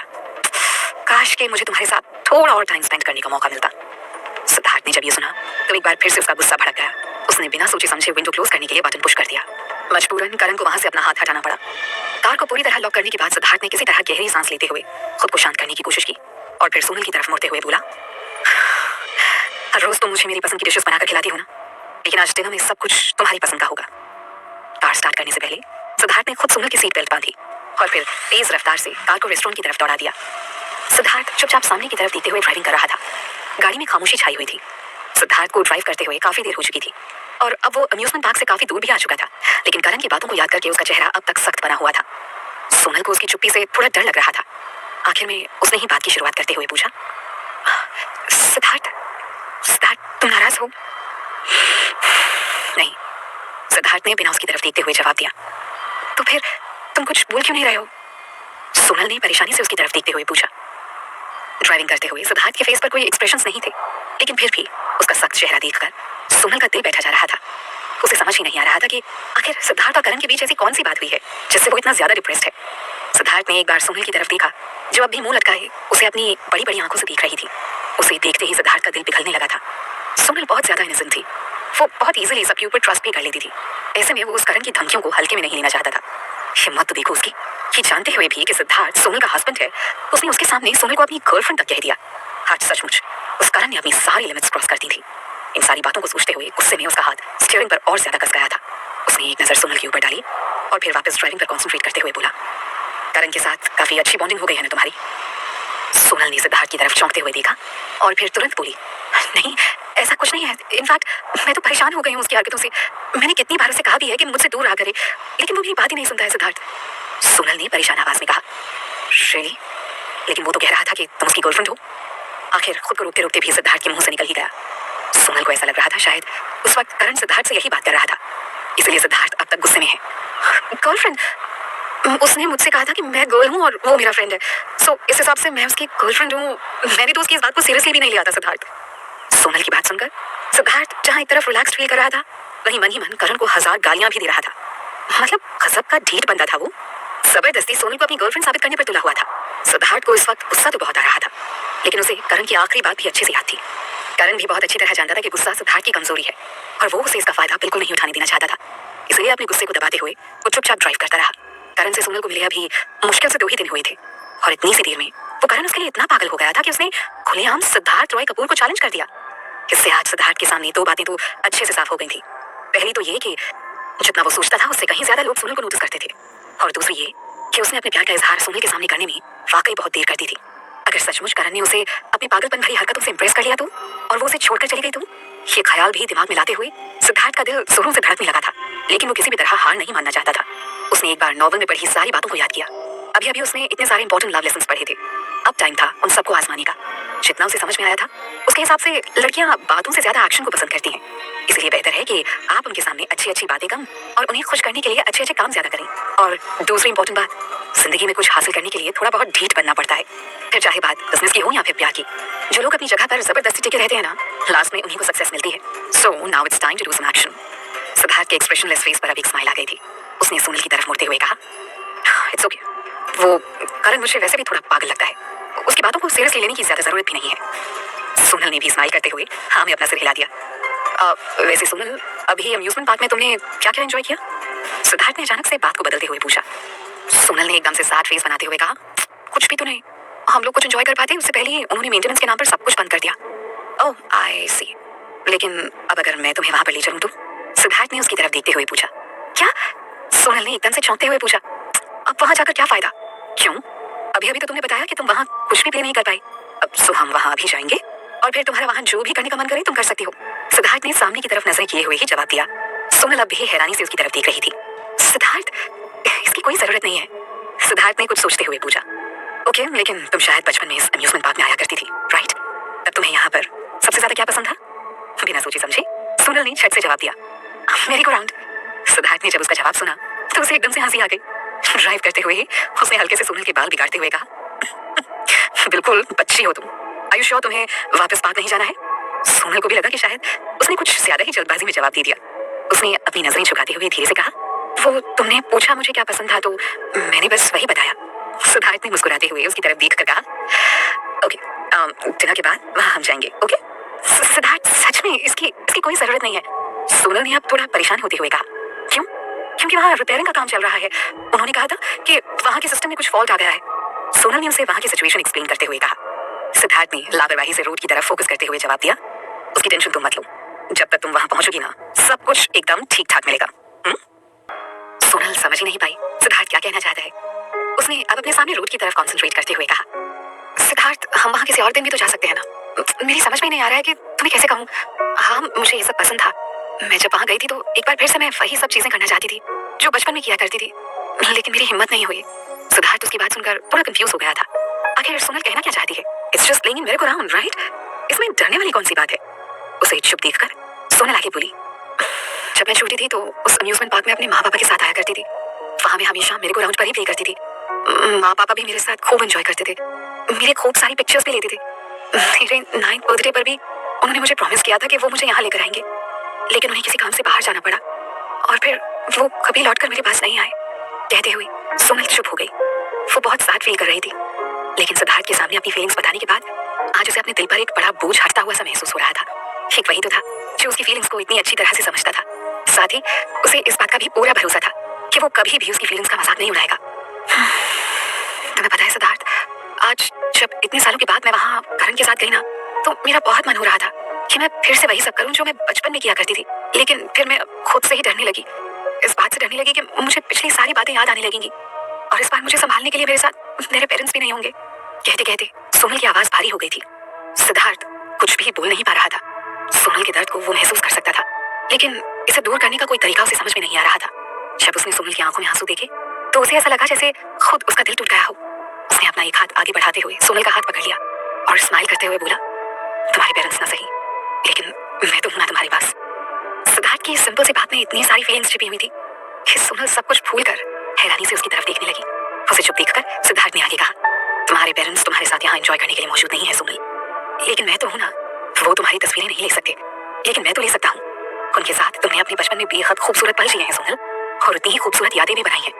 अब वक्त है इन यादों को फिर से एक बार जीने का। हम दोनों मिलकर अपनी नई यादें बनाएंगे। सोनल तो सिद्धार्थ की बातों में इतना खो गई थी कि बाकी सब कुछ भूल गई थी। अभी कुछ देर पहले करण ने भी उससे ऐसा ही कुछ कहा था ना, तब उसे ऐसी कोई फीलिंग नहीं आई थी, लेकिन सिद्धार्थ के मुंह से ये बात सुनकर सोनल का दिल जोरों से धड़कने लगा था। सही तो कह रहा था सिद्धार्थ, उसके पेरेंट्स आज उसके साथ नहीं थे, लेकिन वो जहाँ कहीं भी थे ना, वहां से सोनल को देख सकते थे। और शायद उन्होंने ही अपनी प्यारी सी राजकुमारी के लिए इतना ज्यादा प्यार करने वाला राजकुमार भी भेज दिया था। सोनल को चुप देखकर सिद्धार्थ ने आगे कहा, देखो सोनल, मैं तुम्हारी बातों को समझ सकता हूँ और ये भी जानता हूँ कि सिर्फ कह देने भर से किसी के दिल का दर्द कम नहीं हो जाता, लेकिन सोनल हम हमेशा अपने पास में तो नहीं जी सकते ना। तुम्हें अपने अतीत से बाहर निकलकर देखना होगा।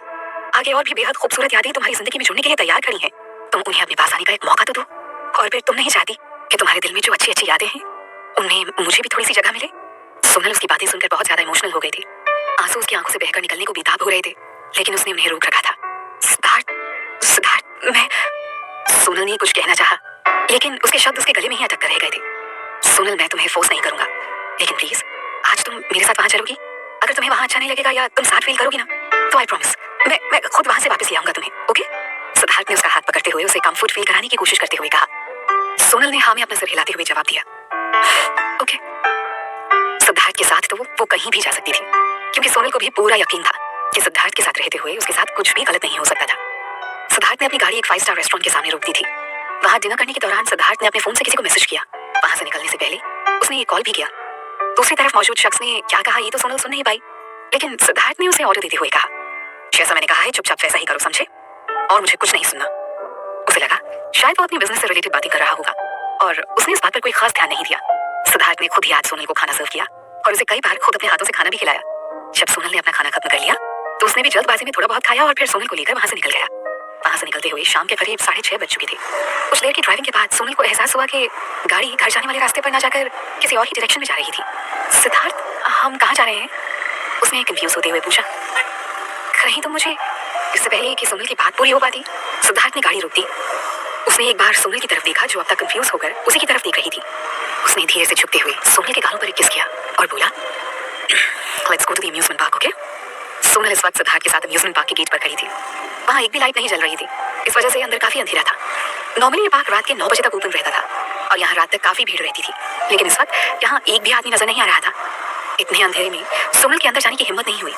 उसने सिद्धार्थ की तरफ मुड़ते हुए कहा, सिद्धार्थ, लगता है इनका मेंटेनेंस का काम अभी भी खत्म नहीं हुआ है, तभी तो यहाँ इतना अंधेरा है। चलो वापस चलते हैं। मगर सिद्धार्थ ने तुरंत उसके होंठों पर अपनी एक उंगली रख दी। डोंट वरी, मैं हूं ना तुम्हारे साथ। बट सिद्धार्थ, सोनल ने कुछ कहने की कोशिश की, लेकिन उसकी बात अधूरी रह गई। सिद्धार्थ ने उसके शोल्डर्स को पकड़ते हुए उसे एक बार फिर से अम्यूजमेंट पार्क के एंट्रेंस की तरफ घुमा दिया और मुस्कुराते हुए बोला, सामने देखो, आज यहाँ एक मैजिक होने वाला है। सोनल ने हैरानी से आंखें फाड़कर अंधेरे में देखने की कोशिश की। सिद्धार्थ ने अपना हाथ हवा में लहराया और एक साथ पार्क की सारी लाइट्स ऑन हो गई। सोनल ये देखकर एकदम से सरप्राइज रह गई थी। उसने तुरंत सिद्धार्थ की तरफ मुड़ते हुए कहा, सिद्धार्थ, ये सब क्या हो रहा है? सिद्धार्थ ने हंसते हुए उसे वापस सामने देखने का इशारा किया और बोला, मेरी तरफ नहीं, उधर देखो। सोनल ने एक बार फिर से पार्क की तरफ नजर डाली। अंधेरे में वहां कुछ वर्ड्स चमकने लगे। सोनल ने उन्हें पढ़ने की कोशिश की। मिस सोनल मेहता, आपके बचपन में आपका स्वागत है। अब तक सोनल भी समझ गई थी कि ये सब सिद्धार्थ ने किया है ताकि आज वो एक बार फिर से अपने बचपन को जी भर कर जी सके। उसे तो अब भी यकीन नहीं हो रहा था कि सिद्धार्थ ने इतनी जल्दी उसके लिए इतना सब कुछ अरेंज कर दिया था। खुशी के मारे अब उसकी आंखों में आंसू आने लगे थे। सिद्धार्थ ने सोनल का हाथ पकड़ लिया और उसे लेकर धीमे कदमों से चलते हुए पार्क के अंदर जाने लगा। जैसे जैसे वो दोनों आगे बढ़ रहे थे, रास्ते के दोनों तरफ लगी हुई स्ट्रीट लाइट्स एक एक कर जलती जा रही थी। इसी के साथ ही एक एक कर सारे पेड़ों पर लगी हुई लाइट्स भी ऑन होने लगी थी। पार्क में मौजूद सारे पेड़ों को बहुत ही खूबसूरत कलरफुल लाइट से सजाया गया था। एक नजर में ऐसा लग रहा था जैसे वाकई आज आसमान के सारे सितारे जमीन पर उतर आए हों। सोनल एकदम खामोशी से सिद्धार्थ का हाथ पकड़े ये सब नजारा देखती हुई आगे बढ़ रही थी। उसे तो ये सब कुछ किसी फेरी टेल के जैसा लग रहा था। सिद्धार्थ ऐसी जगहों पर ना के बराबर गया था, तो यहाँ की सारी चीजें खुद उसके लिए भी एकदम नई थी। थोड़ी देर तक चलते रहने के बाद वो दोनों सेक्शन में आ गए थे जहाँ मेरी गो राउंड था। अब तक लगभग पूरा पार्क खूबसूरत लाइट्स के जलने से रोशन हो गया था। बस एक यही एरिया बाकी था जहाँ अब तक रोशनी नहीं हुई थी। सोनल अभी उस तरफ देख ही रही थी कि अचानक अंधेरे में से एक आदमी निकलकर उन दोनों के सामने आ गया। उसने एक स्माइल के साथ सोनल और सिद्धार्थ की तरफ देखा और बोला, hello sir. Hello ma'am. Sonal उसके अचानक सामने आ जाने से सरप्राइज हो गई थी। वो बिना कुछ बोले बस चुपचाप उसकी तरफ देख रही थी। सिद्धार्थ ने भी एक स्माइल करते हुए उससे हैंडशेक किया और बोला, गुड शॉट। सर आप क्या बात कर रहे हैं? अरे ये तो मेरी खुशनसीबी है कि मैं आपके किसी काम आ सका। इतना कहते हुए उस आदमी ने सिद्धार्थ के हाथों में एक DSLR कैमरा रख दिया। सिद्धार्थ ने एक बार कैमरा की तरफ देखा और फिर वापस सोनल की तरफ मुड़ते हुए बोला, so here is the camera. अब तुम्हें पिक्चर्स की भी टेंशन लेने की जरूरत नहीं है। जो काम मॉम डैड तुम्हारे लिए किया करते थे, आज वो मैं तुम्हारे लिए करूंगा। Mom and dad? सिद्धार्थ ने ये बात इतनी नेचुरली कह दी थी कि सोनल एकदम से स्पीचलेस हो गई थी। ऑब्वियसली सोनल और सिद्धार्थ अब मैरिड कपल थे और इस लिहाज से सोनल के पेरेंट्स अब सिद्धार्थ के भी पेरेंट्स थे। लेकिन ये पहली बार था जब उसने सोनल के सामने उसके पेरेंट्स को अपने मॉम और डैड की जगह दी थी। आज उसने सोनल को ये एहसास करा दिया था कि वो वाकई उसकी फैमिली का एक हिस्सा है। सोनल की आंखों में आंसू आने लगे थे। सिद्धार्थ ने स्माइल करते हुए एक बार सोनल की आंखों में देखा और बोला, क्या हुआ? जब तक तुम वहां जाओगी नहीं, मैं तुम्हारी पिक्चर्स कैसे क्लिक करूंगा? और तुम्हें बिल्कुल भी डरने की जरूरत नहीं है, मैं यहाँ हर पल तुम्हारे साथ हूँ। सोनल ने एक गहरी सांस लेते हुए अपने इमोशंस को कंट्रोल किया और हाँ में अपना सर हिलाते हुए बोली, ओके मैं जरूर जाऊंगी। कहते हुए सोनल मेरे को राउंड की तरफ बढ़ गई थी। हालांकि सिद्धार्थ ने ये पूरा का पूरा अम्यूजमेंट पार्क ही आज रात के लिए बुक कर लिया था, लेकिन फिर भी इस वक्त वो दोनों यहाँ अकेले नहीं थे। ऐसा लग रहा था जैसे इस पार्क में सिद्धार्थ के बहुत सारे आदमी मौजूद थे जो सिद्धार्थ के कहे अनुसार काम कर रहे थे। जैसे ही सोनल उस जगह तक पहुंची, सिद्धार्थ ने एक बार फिर से हवा में अपना हाथ हिलाया और मेरे को राउंड का वो पूरा सेक्शन रोशनी में नहा गया। ऑरेंज कलर की लाइट से सजा वो पूरा सेक्शन इस वक्त किसी डिज्नी की फेरी टेल्स के जैसा लग रहा था। सिद्धार्थ ने प्यार से सोनल के सिर पर हाथ फेरते हुए कहा, गो फॉर इट। सोनल धीरे धीरे अपने कदम आगे बढ़ाते हुए अलग अलग रंग के उन लकड़ी के हॉर्सेस को देखे जा रही थी। हर बढ़ते कदम के साथ उसके दिल में सिद्धार्थ के लिए प्यार और रिस्पेक्ट और बढ़ता जा रहा था। उसने अपने लिए एक सफेद रंग के हॉर्स को चुना। बचपन में भी वो हमेशा व्हाइट हॉर्स पर ही बैठा करती थी। सोनल ने एक बार प्यार से उसकी पीठ पर हाथ फेरा और उसके ऊपर चढ़कर बैठ गई। उसके बैठते ही वो गोल गोल घूमना शुरू हो गया। साथ में बेहद खूबसूरत सा लाइट म्यूजिक भी बजने लगा। जैसे जैसे उसकी रफ्तार तेज होने लगी, वैसे वैसे सोनल की एक्साइटमेंट भी बढ़ने लगी थी। उसने एक बार खुश होकर पूरे पार्क पर नजर डाली जो हल्की ब्लू और व्हाइट कलर की जगमगाती हुई लाइट से चमक रहा था। सोनल को ऐसा लग रहा था जैसे वो आज आसमान में सितारों के बीच मेरे को राउंड पर बैठी हुई है। सिद्धार्थ वहीं पर खड़ा मुस्कुराते हुए उसे देख रहा था। उसके बगल में खड़ी पार्क के मैनेजर ने कहा, सर आप चाहें तो मैम को भी ज्वाइन कर सकते हैं। आप मुझे कैमरा दे दीजिए, मैं आप दोनों की पिक्चर्स ले लूंगा। सिद्धार्थ ने तुरंत ना में अपनी गर्दन हिलाते हुए जवाब दिया, नहीं मैं खुद कर लूंगा। कहकर सिद्धार्थ ने कैमरा उठाकर सोनल की तरफ फोकस किया और उसकी पिक्चर्स क्लिक करने लगा। मेरे को राउंड पर बैठने के बाद सोनल एक बार फिर से बिल्कुल बच्ची बन गई थी और उसे खुश देखकर सिद्धार्थ को सोनल से भी ज्यादा खुशी हो रही थी। सोनल अब तक उतनी ही इनोसेंट और स्वीट थी जितनी वो बचपन में हुआ करती थी। उसने अपनी पूरी जिंदगी किताबों के साथ ही बिता दी थी। कभी इस दुनिया को बाहर निकलकर उसने करीब से नहीं देखा था। इसी वजह से झूठ, फरेब और धोखा जैसी चीजें उसकी फितरत में शामिल नहीं थी। उसके अंदर आज भी एक छोटी सी बच्ची जिंदा थी जिसे सिद्धार्थ इस वक्त अपनी आंखों के सामने देख रहा था। सिद्धार्थ बस इतना चाहता था कि सोनल अपने अतीत को याद कर मुस्कुराना सीख ले और अपने प्रेजेंट और फ्यूचर के सपने उसके साथ मिलकर सजाए, और शायद वो ऐसा करने में कामयाब भी हो गया था। Sonal look at me, Siddharth ने उसे आवाज लगाते हुए कहा। सोनल ने जैसे ही चौंकते हुए सिद्धार्थ की तरफ देखा, कैमरे में से क्लिकिंग साउंड आया और वो मोमेंट हमेशा हमेशा के लिए कैमरा में कैद हो गया। जितनी बार सोनल मेरे को राउंड के साथ घूमती हुई सिद्धार्थ के पास से गुजरती ना, उतनी बार वो सिद्धार्थ की तरफ जरूर देखती थी और वो भी हर बार उसे देखकर मुस्कुराते हुए अपना हाथ हिला देता था। उसने सोनल की कुछ और पिक्चर्स क्लिक की और फिर कैमरा वापस मैनेजर के हाथ में थमा दिया। अब आगे की पिक्चर्स तुम लेना, ओके? इतना कहते हुए सिद्धार्थ सोनल की तरफ बढ़ गया। वहां करीब पहुंचने के बाद उसे ऐसा लगा जैसे इस झूले की स्पीड बहुत ही कम है। मेरे को राउंड की चारों तरफ एक लोहे की रेलिंग बनी हुई थी। सिद्धार्थ ने एक ही छलांग में उसे पार कर लिया और सर्कल के अंदर आकर खड़ा हो गया। उसने गोल गोल घूमते हुए उस घोड़े को देखा और उसकी स्पीड को अपने माइंड में कैलकुलेट करते हुए उसने अपनी पोजीशन ले ली। जैसे ही वो व्हाइट हॉर्स घूमते हुए उसके करीब आया ना, सिद्धार्थ जंप करते हुए सीधा सोनल के पास जाकर बैठ गया। सोनल तो एकदम से शॉक हो गई थी। सिद्धार्थ ने अपने एक हाथ से उसके बाल बिगाड़ते हुए पूछा, तो अब कैसा लग रहा है? अब सोनल के फेस पर भी एक स्माइल आ गई थी। It's really great, thank you so much Siddharth कि तुमने मेरे लिए इतना सब कुछ किया। सिद्धार्थ ने अपना एक हाथ उसकी तरफ बढ़ाते हुए पूछा, ले आए? सोनल को हल्की सी हंसी आ गई। उसने अपना हाथ सिद्धार्थ के हाथों में दे दिया और इसी के साथ वो व्हाइट हॉर्स जिस पर वो दोनों बैठे थे ना, अपनी पूरी स्पीड के साथ घूमने लगा। सोनल को ऐसा लग रहा था जैसे वो हवा में उड़ रही है। उसने एक बार धीरे से पीछे मुड़ते हुए सिद्धार्थ की तरफ देखा और मन ही मन बोली, आपने देखा मॉम, आज आपकी कही बात सच हो गई है। मेरा राजकुमार आज सचमुच मेरे साथ खड़ा है। उसी जगह, उसी सफेद घोड़े पर सवार होकर वो मुझे लेने आया है जहाँ आप मुझे अकेला छोड़ गए थे। फेरी टेल्स हमेशा झूठी नहीं होती। कम से कम सोनल की जिंदगी में तो ऐसा नहीं हुआ था। सालों पहले जो ख्वाब उसकी मॉम ने उसके लिए देखा था वो आज सच हो गया था। कुछ देर तक साथ में टाइम स्पेंड करने के बाद वो दोनों मेरे गोडाउन से बाहर आ गए। मैनेजर अब भी वहीं खड़ा उन दोनों का वेट कर रहा था। सिद्धार्थ के आते ही वो बोला, सर मैं जितनी जल्दी हो सके सारी पिक्चर्स प्रोसेस करवाकर आपके पास भिजवा दूंगा। ओके, आप ये फोटोज कपूर इंडस्ट्रीज के ऑफिस में भिजवा दीजिएगा। अब आप जा सकते हैं। मैनेजर के जाते ही सिद्धार्थ ने सोनल की तरफ देखते हुए पूछा, अब और क्या प्ले करना है तुम्हें? कुछ भी नहीं, सोनल ने सिद्धार्थ की आंखों में देखते हुए जवाब दिया। क्या हम यहाँ कुछ देर साथ में वॉक कर सकते हैं? सोनल को वैसे भी मेरे गोडाउन के अलावा किसी और फैसिलिटी में कोई इंटरेस्ट नहीं था, लेकिन सिद्धार्थ ने आज की शाम को इतना स्पेशल और यादगार बना दिया था ना कि वो अभी इतनी जल्दी घर नहीं जाना चाहती थी।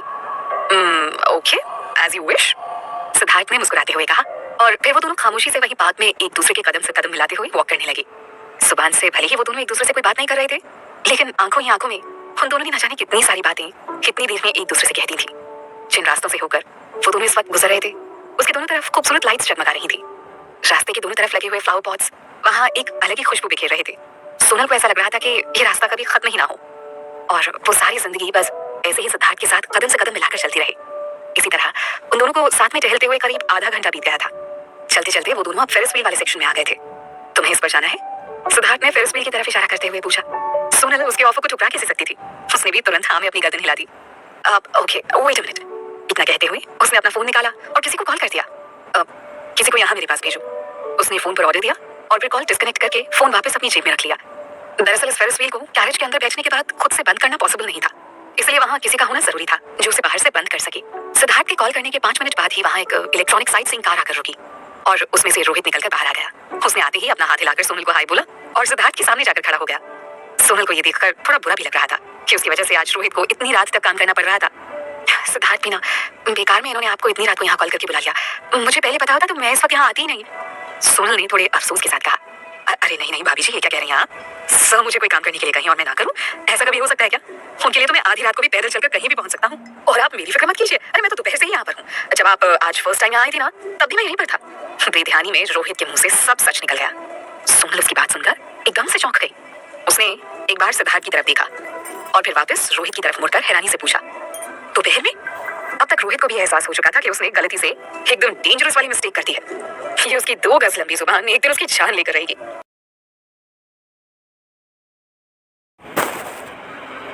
उसकी तरफ देखा तो क्या सोनल उससे गुस्सा नहीं है? आखिर सिद्धार्थ ने अपना प्रॉमिस तोड़ा था, फिर भी वो उससे इतने प्यार से फेरिस व्हील पर चलने के लिए बोल रही थी। उसे अब भी अपने कानों पर यकीन नहीं हो रहा था। उसने हैरानी से सोनल की तरफ देखते हुए पूछा, व्हाट यू मीन? सोनल ने उसी तरह स्माइल करते हुए जवाब दिया, आई मीन टू से कि अभी तुमने ही तो कहा था ना कि तुम्हें मेरे साथ फेरिस व्हील पर जाना है, तो अब नहीं चलना है तुम्हें? सिद्धार्थ अब तक शॉक में खड़ा उसकी तरफ देख रहा था। रोहित जो अब तक चुपचाप खड़ा ये सब देख रहा था, उसने परेशान होकर अपना सर पीट लिया। सर सोनल जी आपको फेरिस व्हील पर जाने के लिए कह रही हैं, आप प्लीज जाइए ना उनके साथ, मैं कैरेज लॉक कर देता हूँ।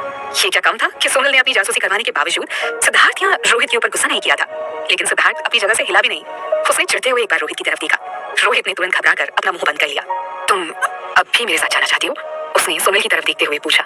इस वक्त सिद्धार्थ के चेहरे पर जो गिल्ट फीलिंग वाले एक्सप्रेशंस थे ना, उसे देखकर सोनल को हंसी आ रही थी। उसने आगे बढ़कर सिद्धार्थ का हाथ पकड़ लिया और अंदर की तरफ मुड़ती हुई बोली, लेट्स गो। जैसे ही वो दोनों अंदर जाकर बैठे, धीरे धीरे लोहे से बना वो कैरेज ऊपर उठने लगा था। अंदर बैठने के लिए 2 तरफ सीट्स लगी हुई थी। सिद्धार्थ और सोनल इस वक्त एक दूसरे के ठीक आमने सामने बैठे हुए थे, लेकिन सिद्धार्थ इस वक्त इतना ज्यादा एम्बैरेस्ड था कि वो सोनल से नजरें भी नहीं मिला पा रहा था। सोनल को अब उसकी शक्ल देखकर सचमुच हंसी आने लगी थी। उसने सिद्धार्थ के सामने चुटकी बजाते हुए पूछा, हेलो, कुछ बोलोगे नहीं? इतनी चुपचाप क्यों बैठे हो तुम? क्या बोलूं, और अब बोलने को रह ही क्या गया है? सिद्धार्थ ने अनमनी मन से नीचे की तरफ देखते हुए जवाब दिया। एटलीस्ट थोड़ी देर पहले वो जमीन पर था। अगर सोनल उस पर गुस्सा करती तो वो इजीली वहां से जा भी सकता था, लेकिन अब हवा में लटकने के बाद उसके पास ये ऑप्शन भी नहीं था। सोनल ने हल्के से हंसते हुए पूछा, आर यू श्योर? कुछ भी नहीं कहना है तुम्हें? उसने झुककर जबरदस्ती सिद्धार्थ की आंखों में देखने की कोशिश करते हुए पूछा, तुमने रोहित को मेरे पीछे क्यों भेजा था? इस बारे में भी कोई एक्सप्लेनेशन नहीं देनी है तुम्हें? उसकी बात सुनकर सिद्धार्थ अब और भी ज्यादा नर्वस होने लगा था। नीचे शायद सोनल ने उससे कोई सवाल इसलिए नहीं किया था क्योंकि वहां वो स्टूपिड रोहित भी मौजूद था, लेकिन अब यहाँ अकेले में आने के बाद वो उससे अपने सारे सवालों के जवाब चाहती थी। सिद्धार्थ के लिए यही राहत की बात थी कि सोनल ने उसके एम्प्लॉय के सामने उस पर गुस्सा नहीं किया था, लेकिन अभी उसे समझ में नहीं आ रहा था कि वो सोनल को क्या जवाब दे। और वैसे भी रोहित ने इतनी अच्छी तरह से उसे एक्सपोज किया था कि उसके पास एक्चुअली कुछ भी कहने के लिए वर्ड्स नहीं बचे थे। उसने एकदम लाचार होते हुए सोनल की तरफ देखा। उसे अब भी चुप देखकर सोनल ने एक बार फिर से पूछा, तुम्हें सच में कुछ नहीं कहना है? वेल, मैं बस। सिद्धार्थ ने किसी तरह बोलना शुरू किया। सोनल ने अपने हाथ बांधते हुए एकदम सीरियस होकर उसकी आंखों में देखते हुए पूछा, what? I am waiting for your explanation. Sonal, मैं। सिद्धार्थ एक बार फिर से कुछ कहते कहते रुक गया। सोनल ने अपनी आईब्राउज ऊपर उठाते हुए उसे आगे से बोलने का इशारा किया। आखिर में इरिटेट होकर सिद्धार्थ ने गहरी सांस ली और अपना सिर झुकाते हुए बोला, ओके फाइन। हाँ, मैंने ही रोहित से कहा था कि तुम्हारा पीछा करने के लिए। जब मुझे पता चला कि तुम उस कारण के साथ वहाँ अम्यूजमेंट पार्क में हो तो मुझे बिल्कुल भी अच्छा नहीं लगा। I was jealous. मुझसे ये बात बर्दाश्त नहीं हुई कि वो कमीना करण तुम्हारे साथ टाइम स्पेंड कर रहा है, इसलिए मैंने अम्यूजमेंट पार्क की सारी फैसिलिटीज बंद करवा दी। सोनल, मैं जानता हूँ कि मैंने अपना प्रॉमिस तोड़ा है, लेकिन ये सब मैंने इसलिए नहीं किया कि मुझे तुम पर यकीन नहीं है। मैंने ये सब इसलिए किया क्योंकि मुझे उस कमीने करण पर यकीन नहीं है। आई एम सॉरी अगर मैंने तुम्हें डिसअपॉइंट किया है। तुम प्लीज मुझे डांटो, चाहो तो मार भी लो, मुझे बुरा नहीं लगेगा। अपनी बात कहते हुए सिद्धार्थ का पूरा फेस एकदम टमाटर की तरह लाल हो गया था। आज सोनल ने पहली बार सिद्धार्थ को अपनी गलतियां एक्सेप्ट करते हुए देखा था, वरना पहले तो खुद की गलती होने के बावजूद वो कभी भी अपनी गलती मानने के लिए तैयार ही नहीं होता था। उसके इस बिहेवियर को देखकर सोनल भी सरप्राइज हो गई थी। इस वक्त वो सोनल के सामने अपना सिर झुकाए ऐसे बैठा था जैसे गलती करने के बाद कोई बच्चा अपने टीचर के सामने खड़ा होता है। सोनल अब अपनी हंसी को और नहीं रोक पाई और एकदम से जोर जोर से हंसने लगी। उसे हंसते देखकर सिद्धार्थ थोड़ा कंफ्यूज हो गया। तुम हंस क्यों रहे हो? तुम्हें तो मुझ पर गुस्सा होना चाहिए ना। प्लीज एक ही बार में सारा गुस्सा कर लो, फिर दोबारा मुझ पर नाराज मत होना प्लीज। सिद्धार्थ ने परेशानी भरी आवाज में कहा। सोनल ने सिद्धार्थ की तरफ देखा। वो कैसे गुस्सा कर सकती थी उस पर? उल्टा उसे तो इस वक्त सिद्धार्थ के ऊपर और भी ज्यादा प्यार आ रहा था। सिद्धार्थ ने आज जो कुछ भी किया था ना, उससे तो यही साबित होता था कि वो उसे खोने के ख्याल से भी कितना डरता है, और साथ ही ये भी साबित हो गया था कि वो उससे कितना ज्यादा प्यार करता है। जब तक सिद्धार्थ ने उसके लिए अपना लव कन्फेस नहीं किया था, तब तक खुद सोनल भी तो कुछ ऐसे ही थी ना। हाँ ठीक है, उसने कभी ऐसी कोई हरकत नहीं की थी जैसी आज सिद्धार्थ ने की थी, लेकिन वो भी तो सिद्धार्थ को खोने से इतना ही डरती थी। सोनल ने सिद्धार्थ को हमेशा से डोमिनेटिंग और एरोगेंट बिजनेसमैन के रूप में ही देखा था। शायद ही उसे कभी भी किसी के नाराज होने से कोई फर्क पड़ता था, लेकिन आज का उसका बिहेवियर बिल्कुल अलग था। करण को सोनल के साथ देखकर उसे सोनल की जितनी फिक्र थी ना, उससे कहीं ज्यादा वो जेलस फील कर रहा था। इसलिए उसने रोहित को उसके ऊपर नजर रखने के लिए भेज दिया, और अब अपनी गलती पकड़ी जाने के बाद वो किसी छोटे बच्चे की तरह घबराया हुआ सा उसके सामने बैठा हुआ अपने लिए पनिशमेंट भी मांग रहा था। करण उसके साथ मेरे को राउंड पर एंजॉय ना करे, सिर्फ इसलिए उसने पूरा पार्क ही बंद करवा दिया, और फिर खुद उसने सोनल के लिए पूरा का पूरा पार्क ही पर्सनली अपने लिए बुक करवा लिया। अब ये उसका बचपना नहीं था तो वो क्या था? सोनल ने अब सिद्धार्थ को समझाने की कोशिश करते हुए कहा, सिद्धार्थ देखो, मैं फैशन डिजाइनर बनना चाहती हूँ, और इसका मतलब ये है कि मुझे बाहर भी जाना होगा और हर रोज नए नए लोगों से भी मिलना होगा। करण तो सिर्फ एक शुरुआत भर है। अब तुम खुद ही मुझे बताओ, तुम कहाँ कहाँ रोहित को मेरे पीछे भेजते रहोगे? सिद्धार्थ ने अपना सिर झुकाए हुए धीमी आवाज में कहा, इसलिए तो मैं तुमसे कह रहा था कि तुम सिर्फ लड़कियों के लिए ड्रेस डिजाइन करो, लड़कों के लिए काम करने की क्या जरूरत है यार? चलो ठीक है, मान ली तुम्हारी बात, लेकिन मेरी स्टडीज अभी कंप्लीट नहीं हुई है और मेरी क्लास में भी बहुत सारे लड़के हैं, तो अब तुम क्या मुझे उन सबसे दूर रखने के लिए भी उन सबको यूनिवर्सिटी छोड़ने पर मजबूर करोगे? बोलो। सोनल ने सिद्धार्थ की आंखों में देखते हुए पूछा। सिद्धार्थ के पास उसके इस बात का कोई जवाब नहीं था। उसे चुप देखकर सोनल ने आगे कहा, प्लीज सिद्धार्थ, दोबारा ऐसा कुछ मत करना। तुम अब भी नाराज हो मुझसे? सिद्धार्थ ने अब अपनी नजरें उठाकर उसकी तरफ देखते हुए पूछा। सोनल को हंसी आ गई। उसने नाम में अपनी गर्दन हिलाते हुए कहा, नहीं तो। सिद्धार्थ को पहले तो यकीन ही नहीं हुआ। उसने कंफर्म करने की गरज से दोबारा पूछा, रियली? सोनल ने उसे एक बड़ी सी स्माइल देते हुए कहा। सिद्धार्थ को ऐसा लग रहा था जैसे उसके सीने पर से किसी ने मिलियन पाउंड का वजन हटा दिया हो। फाइनली अब वो रिलैक्स्ड फील कर रहा था। उसने तुरंत सोनल का हाथ पकड़ते हुए कहा, आई एम सॉरी सोनल, मैंने अपना प्रॉमिस तोड़ा, बट आई प्रॉमिस आगे से ऐसा कभी नहीं होगा। आई मीन आगे से कभी ऐसी कोई सिचुएशन ही नहीं आने दूंगा मैं। सोनल ने उसके हाथों पर अपना हाथ रखते हुए कहा, इट्स ओके सिद्धार्थ, मैं बस इतना कहना चाहती हूँ कि तुम मुझे इस दुनिया को अपनी नजर से देखने और समझने दो। मैं जानती हूँ कि मेरा प्यार तुम्हारे लिए सच्चा है, और अब करण तो क्या, मुझे अब तुम्हारे अलावा और किसी से भी प्यार नहीं होगा। सिद्धार्थ, हमारी शादी हो चुकी है और अब मैं अपने दम पर अपनी एक पहचान बनाना चाहती हूँ। मैं हमेशा तो तुम्हारे ऊपर डिपेंडेंट नहीं रह सकती ना। ऐसे में तो मैं तुम्हारे लिए सिर्फ एक बोझ बनकर ही रह जाऊंगी, और फिर एक दिन तुम भी मुझसे परेशान हो जाओगे। ऐसा नहीं है। सिद्धार्थ ने तुरंत जवाब दिया। वो तो जिंदगी भर सोनल की केयर करने के लिए खुशी खुशी तैयार था। सिद्धार्थ, तुमने प्रॉमिस किया है, सोनल ने उसकी आंखों में देखते हुए कहा। सिद्धार्थ ने एक गहरी सांस लेकर उसके हाथों पर अपनी पकड़ और मजबूत करते हुए कहा, और मैं अपना प्रॉमिस निभाऊंगा भी। इस वक्त उसके लिए सोनल की खुशी से बढ़कर और कुछ नहीं था। सोनल ने एक बार बाहर की तरफ देखा और बोली, यहाँ से नीचे का नजारा बहुत खूबसूरत दिखेगा। इतना कहकर वो अपनी जगह से उठी और सिद्धार्थ को भी खींचते हुए उसने उठने पर मजबूर कर दिया। फेरिस व्हील घूमता हुआ धीरे धीरे ऊपर और ऊपर उठता जा रहा था। इसके साथ ही उन्हें रोशनी में जगमगाता हुआ पूरा शहर नजर आने लगा था। फेरिस व्हील के ठीक नीचे पूरा अम्यूजमेंट पार्क नजर आ रहा था, जो बेहद खूबसूरती से नीले और सफेद रंग की लाइट से जगमगा रहा था। ऐसा लग रहा था जैसे आज सितारे जमीन पर उतर आए हों और वो दोनों एक दूसरे के हाथों में हाथ डाले ऊपर से उन्हें देख रहे हों। इट्स सो ब्यूटीफुल, सोनल ने नीचे की तरफ देखते हुए कहा। अब तक सिद्धार्थ का गिल्ट भी दूर हो चुका था और अब वो वापस अपने अच्छे मूड में आ गया था। उसने अपना एक हाथ आगे बढ़ाकर सोनल को बाहों के घेरे में लेते हुए कहा, ब्यूटीफुल तो है, तुम्हें ये जगह अच्छी लगी? सोनल ने उसे एक स्माइल देते हुए हाँ में अपनी गर्दन हिला दी। ओके, तो मैं ये बात तुम्हारे लिए खरीद लूं? सिद्धार्थ ने एकदम सीरियस होते हुए पूछा। सोनल उसका सवाल सुनकर शॉक रह गई थी। क्या? Siddharth, don't even think about it, okay? मुझे इस बात में सिर्फ मेरी गो राउंड और फेरिस व्हील ही पसंद है। बाकी चीजों में मेरी कोई दिलचस्पी नहीं है। ऐसे में तुम्हारा ये पार्क खरीदना एकदम यूजलेस हो जाएगा। इससे बेहतर क्या ये नहीं होगा कि जब भी मेरा मन करे मैं तुम्हारे साथ यहाँ आकर इन दोनों चीजों को एंजॉय कर लूं? सिद्धार्थ ने एक बार पार्क के ऊपर नजर डाली और फिर स्माइल करते हुए बोला, तुम्हें बस यही दोनों चीजें पसंद है? सोनल ने अब उसकी तरफ घूमते हुए अपना सिर उसके सीने में सजा दिया।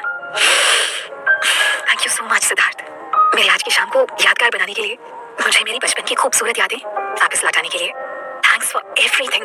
सिद्धार्थ के फेस पर भी स्माइल आ गई थी। आखिर अपनी वाइफ के लिए वो इतना तो कर ही सकता था ना। फेरिस व्हील का वो कैरेज अब घूमते हुए अपने हाईएस्ट पॉइंट पर पहुंच गया था। ठीक उसी समय सोनल ने सिद्धार्थ से अलग होते हुए उसकी आंखों में देखा। सिद्धार्थ ने कंफ्यूज होते हुए उसकी तरफ देखा। व्हाट? सोनल ने बिना कोई जवाब दिए अपनी बाहें उसके गले में डाल दी और अपनी एड़ियों के बल खड़े होते हुए उसने सिद्धार्थ के होठों से अपने होंठ सटा दिए। सिद्धार्थ तो एकदम से शॉक रह गया था। कुछ पलों बाद जब वो उससे अलग हुई तो सिद्धार्थ अब भी हैरानी से उसकी तरफ ही देख रहा था। ये किस लिए? उसने सोनल की तरफ देखते हुए पूछा। कहते हैं कि फेरिस व्हील के हाईएस्ट पॉइंट पर पहुंचने के बाद अगर आप उस इंसान को किस करते हैं जिसे आप इस दुनिया में सबसे ज्यादा प्यार करते हैं ना, तो वो आपसे कभी अलग नहीं हो पाता।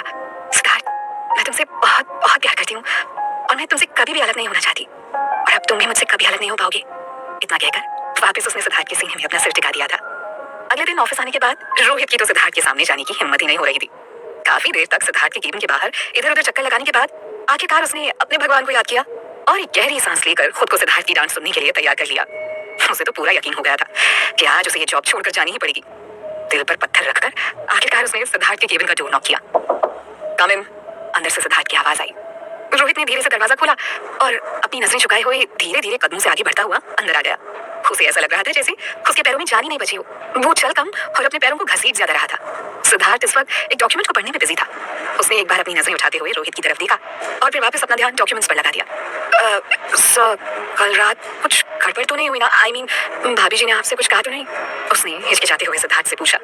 सिद्धार्थ ने बिना उसकी तरफ देखे ही जवाब दे दिया। तुम्हें क्या लगता है क्या हुआ होगा? सिद्धार्थ ने ये बात एकदम लाइटली कही थी, लेकिन रोहित को ऐसा लग रहा था जैसे सिद्धार्थ ने गुस्से में उससे ये बात कही है। उसने एकदम से रोने वाले अंदाज में सिद्धार्थ से माफी मांगते हुए कहा, सर आई एम सॉरी, सब मेरी गलती है, लेकिन मैं क्या करूं, अपनी इस जुबान का कभी भी कहीं भी फिसल जाती है सर।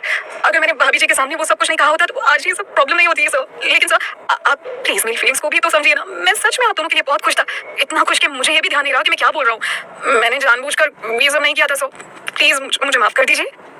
इतना सब कहने के बाद रोहित ने डरते हुए पूछा, भाभी जी बहुत ज्यादा नाराज हुई क्या आप पर?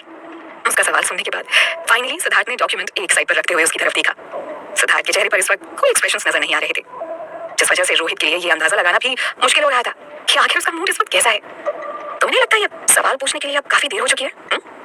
ये तो सिद्धार्थ की खुशकिस्मती थी कि सोनल ने इतनी बड़ी गलती करने के बावजूद उसे कुछ भी नहीं कहा था। लेकिन इस रोहित की बेवकूफी की वजह से जो एम्बैरेसमेंट सिद्धार्थ को झेलनी पड़ी थी, उसे वो इतनी आसानी से कैसे भूल सकता था?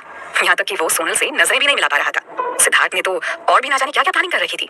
उसने सोच लिया था कि अम्यूजमेंट पार्क से लौटकर जब वो घर आएगा ना, तो सोनल से अपना रूम चेंज करने के लिए भी रिक्वेस्ट करेगा, ताकि वो दोनों अलग अलग कमरे में ना रहकर हस्बैंड वाइफ की तरह एक ही कमरे में रह सके। लेकिन इस रोहित की बेवकूफी की वजह से जो सीन क्रिएट हुआ था ना, उसके बाद सोनल से ऐसी कोई भी रिक्वेस्ट करने की उसके अंदर हिम्मत ही नहीं बची थी। सर, मुझे अपनी गलती का पूरा एहसास है, तभी तो मैं यहाँ आपसे माफी मांगने आया हूँ। सर, आप चाहें तो इस बार मेरी 6 महीने की सैलरी काट लीजिए, मैं उफ तक नहीं करूंगा। मुझ जैसे इडियट के लिए तो ये सजा भी कम है। पर सर, आप तो महान हैं, मेरे ये भगवान हैं, प्लीज थोड़ी दया दिखाइए मेरे ऊपर, माफ कर दीजिए ना मुझे, प्लीज मुझे जॉब से मत निकालिए सर। रोहित ने उससे रिक्वेस्ट करते हुए कहा। सिद्धार्थ ने अपनी चेयर से पीठ टिकाकर आराम से बैठते हुए कहा, तुम्हारी 6 महीने की सैलरी का मैं क्या करूंगा? रोहित ने जब ये सुना तो एकदम सरप्राइज हो गया। उसे तो लगा था कि सिद्धार्थ ने अब तक उसकी सैलरी बंद करवाने का डिसीजन भी ले लिया होगा। आखिर इतनी बड़ी गलती जो की थी उसने, बॉस को नाराज करना is not a big deal, लेकिन बॉस की बीवी को नाराज करना it's literally the biggest mistake on earth. लेकिन इसके बावजूद उसे सिद्धार्थ कहीं से भी उस पर नाराज नहीं लग रहा था। हे भगवान, तुम्हें इतनी जल्दी मेरी पुकार सुन मिली। आज तो मैं घर वापस जाते समय ना मंदिर में पूरे 1.25 किलो का प्रसाद चढ़ाऊंगा। रोहित ने ऊपर की तरफ हाथ जोड़ते हुए मन ही मन भगवान जी को थैंक्स किया। सर, इसका मतलब सब कुछ जानने के बाद भी भाभी जी आप पर बिल्कुल भी नाराज नहीं हुई है ना? रोहित ने एकदम से एक्साइटेड होकर अपना हाथ डेस्क पर मारते हुए कहा, I knew it! सोनल जी ऐसी लड़की बिल्कुल नहीं है जो किसी के ऊपर गुस्सा करे। और इनफैक्ट उनकी डिक्शनरी में तो गुस्सा नाम का वर्ड ही नहीं है। और सर आप तो महान हैं, साक्षात भगवान हैं। आपके ऊपर तो कोई अगर चाहे भी तो भी गुस्सा नहीं कर सकता। मैंने ठीक कहा ना सर? रोहित ने एकदम से उसको मस्का लगाते हुए कहा। लेकिन सिद्धार्थ के ऊपर इन सबका कोई असर नहीं हुआ।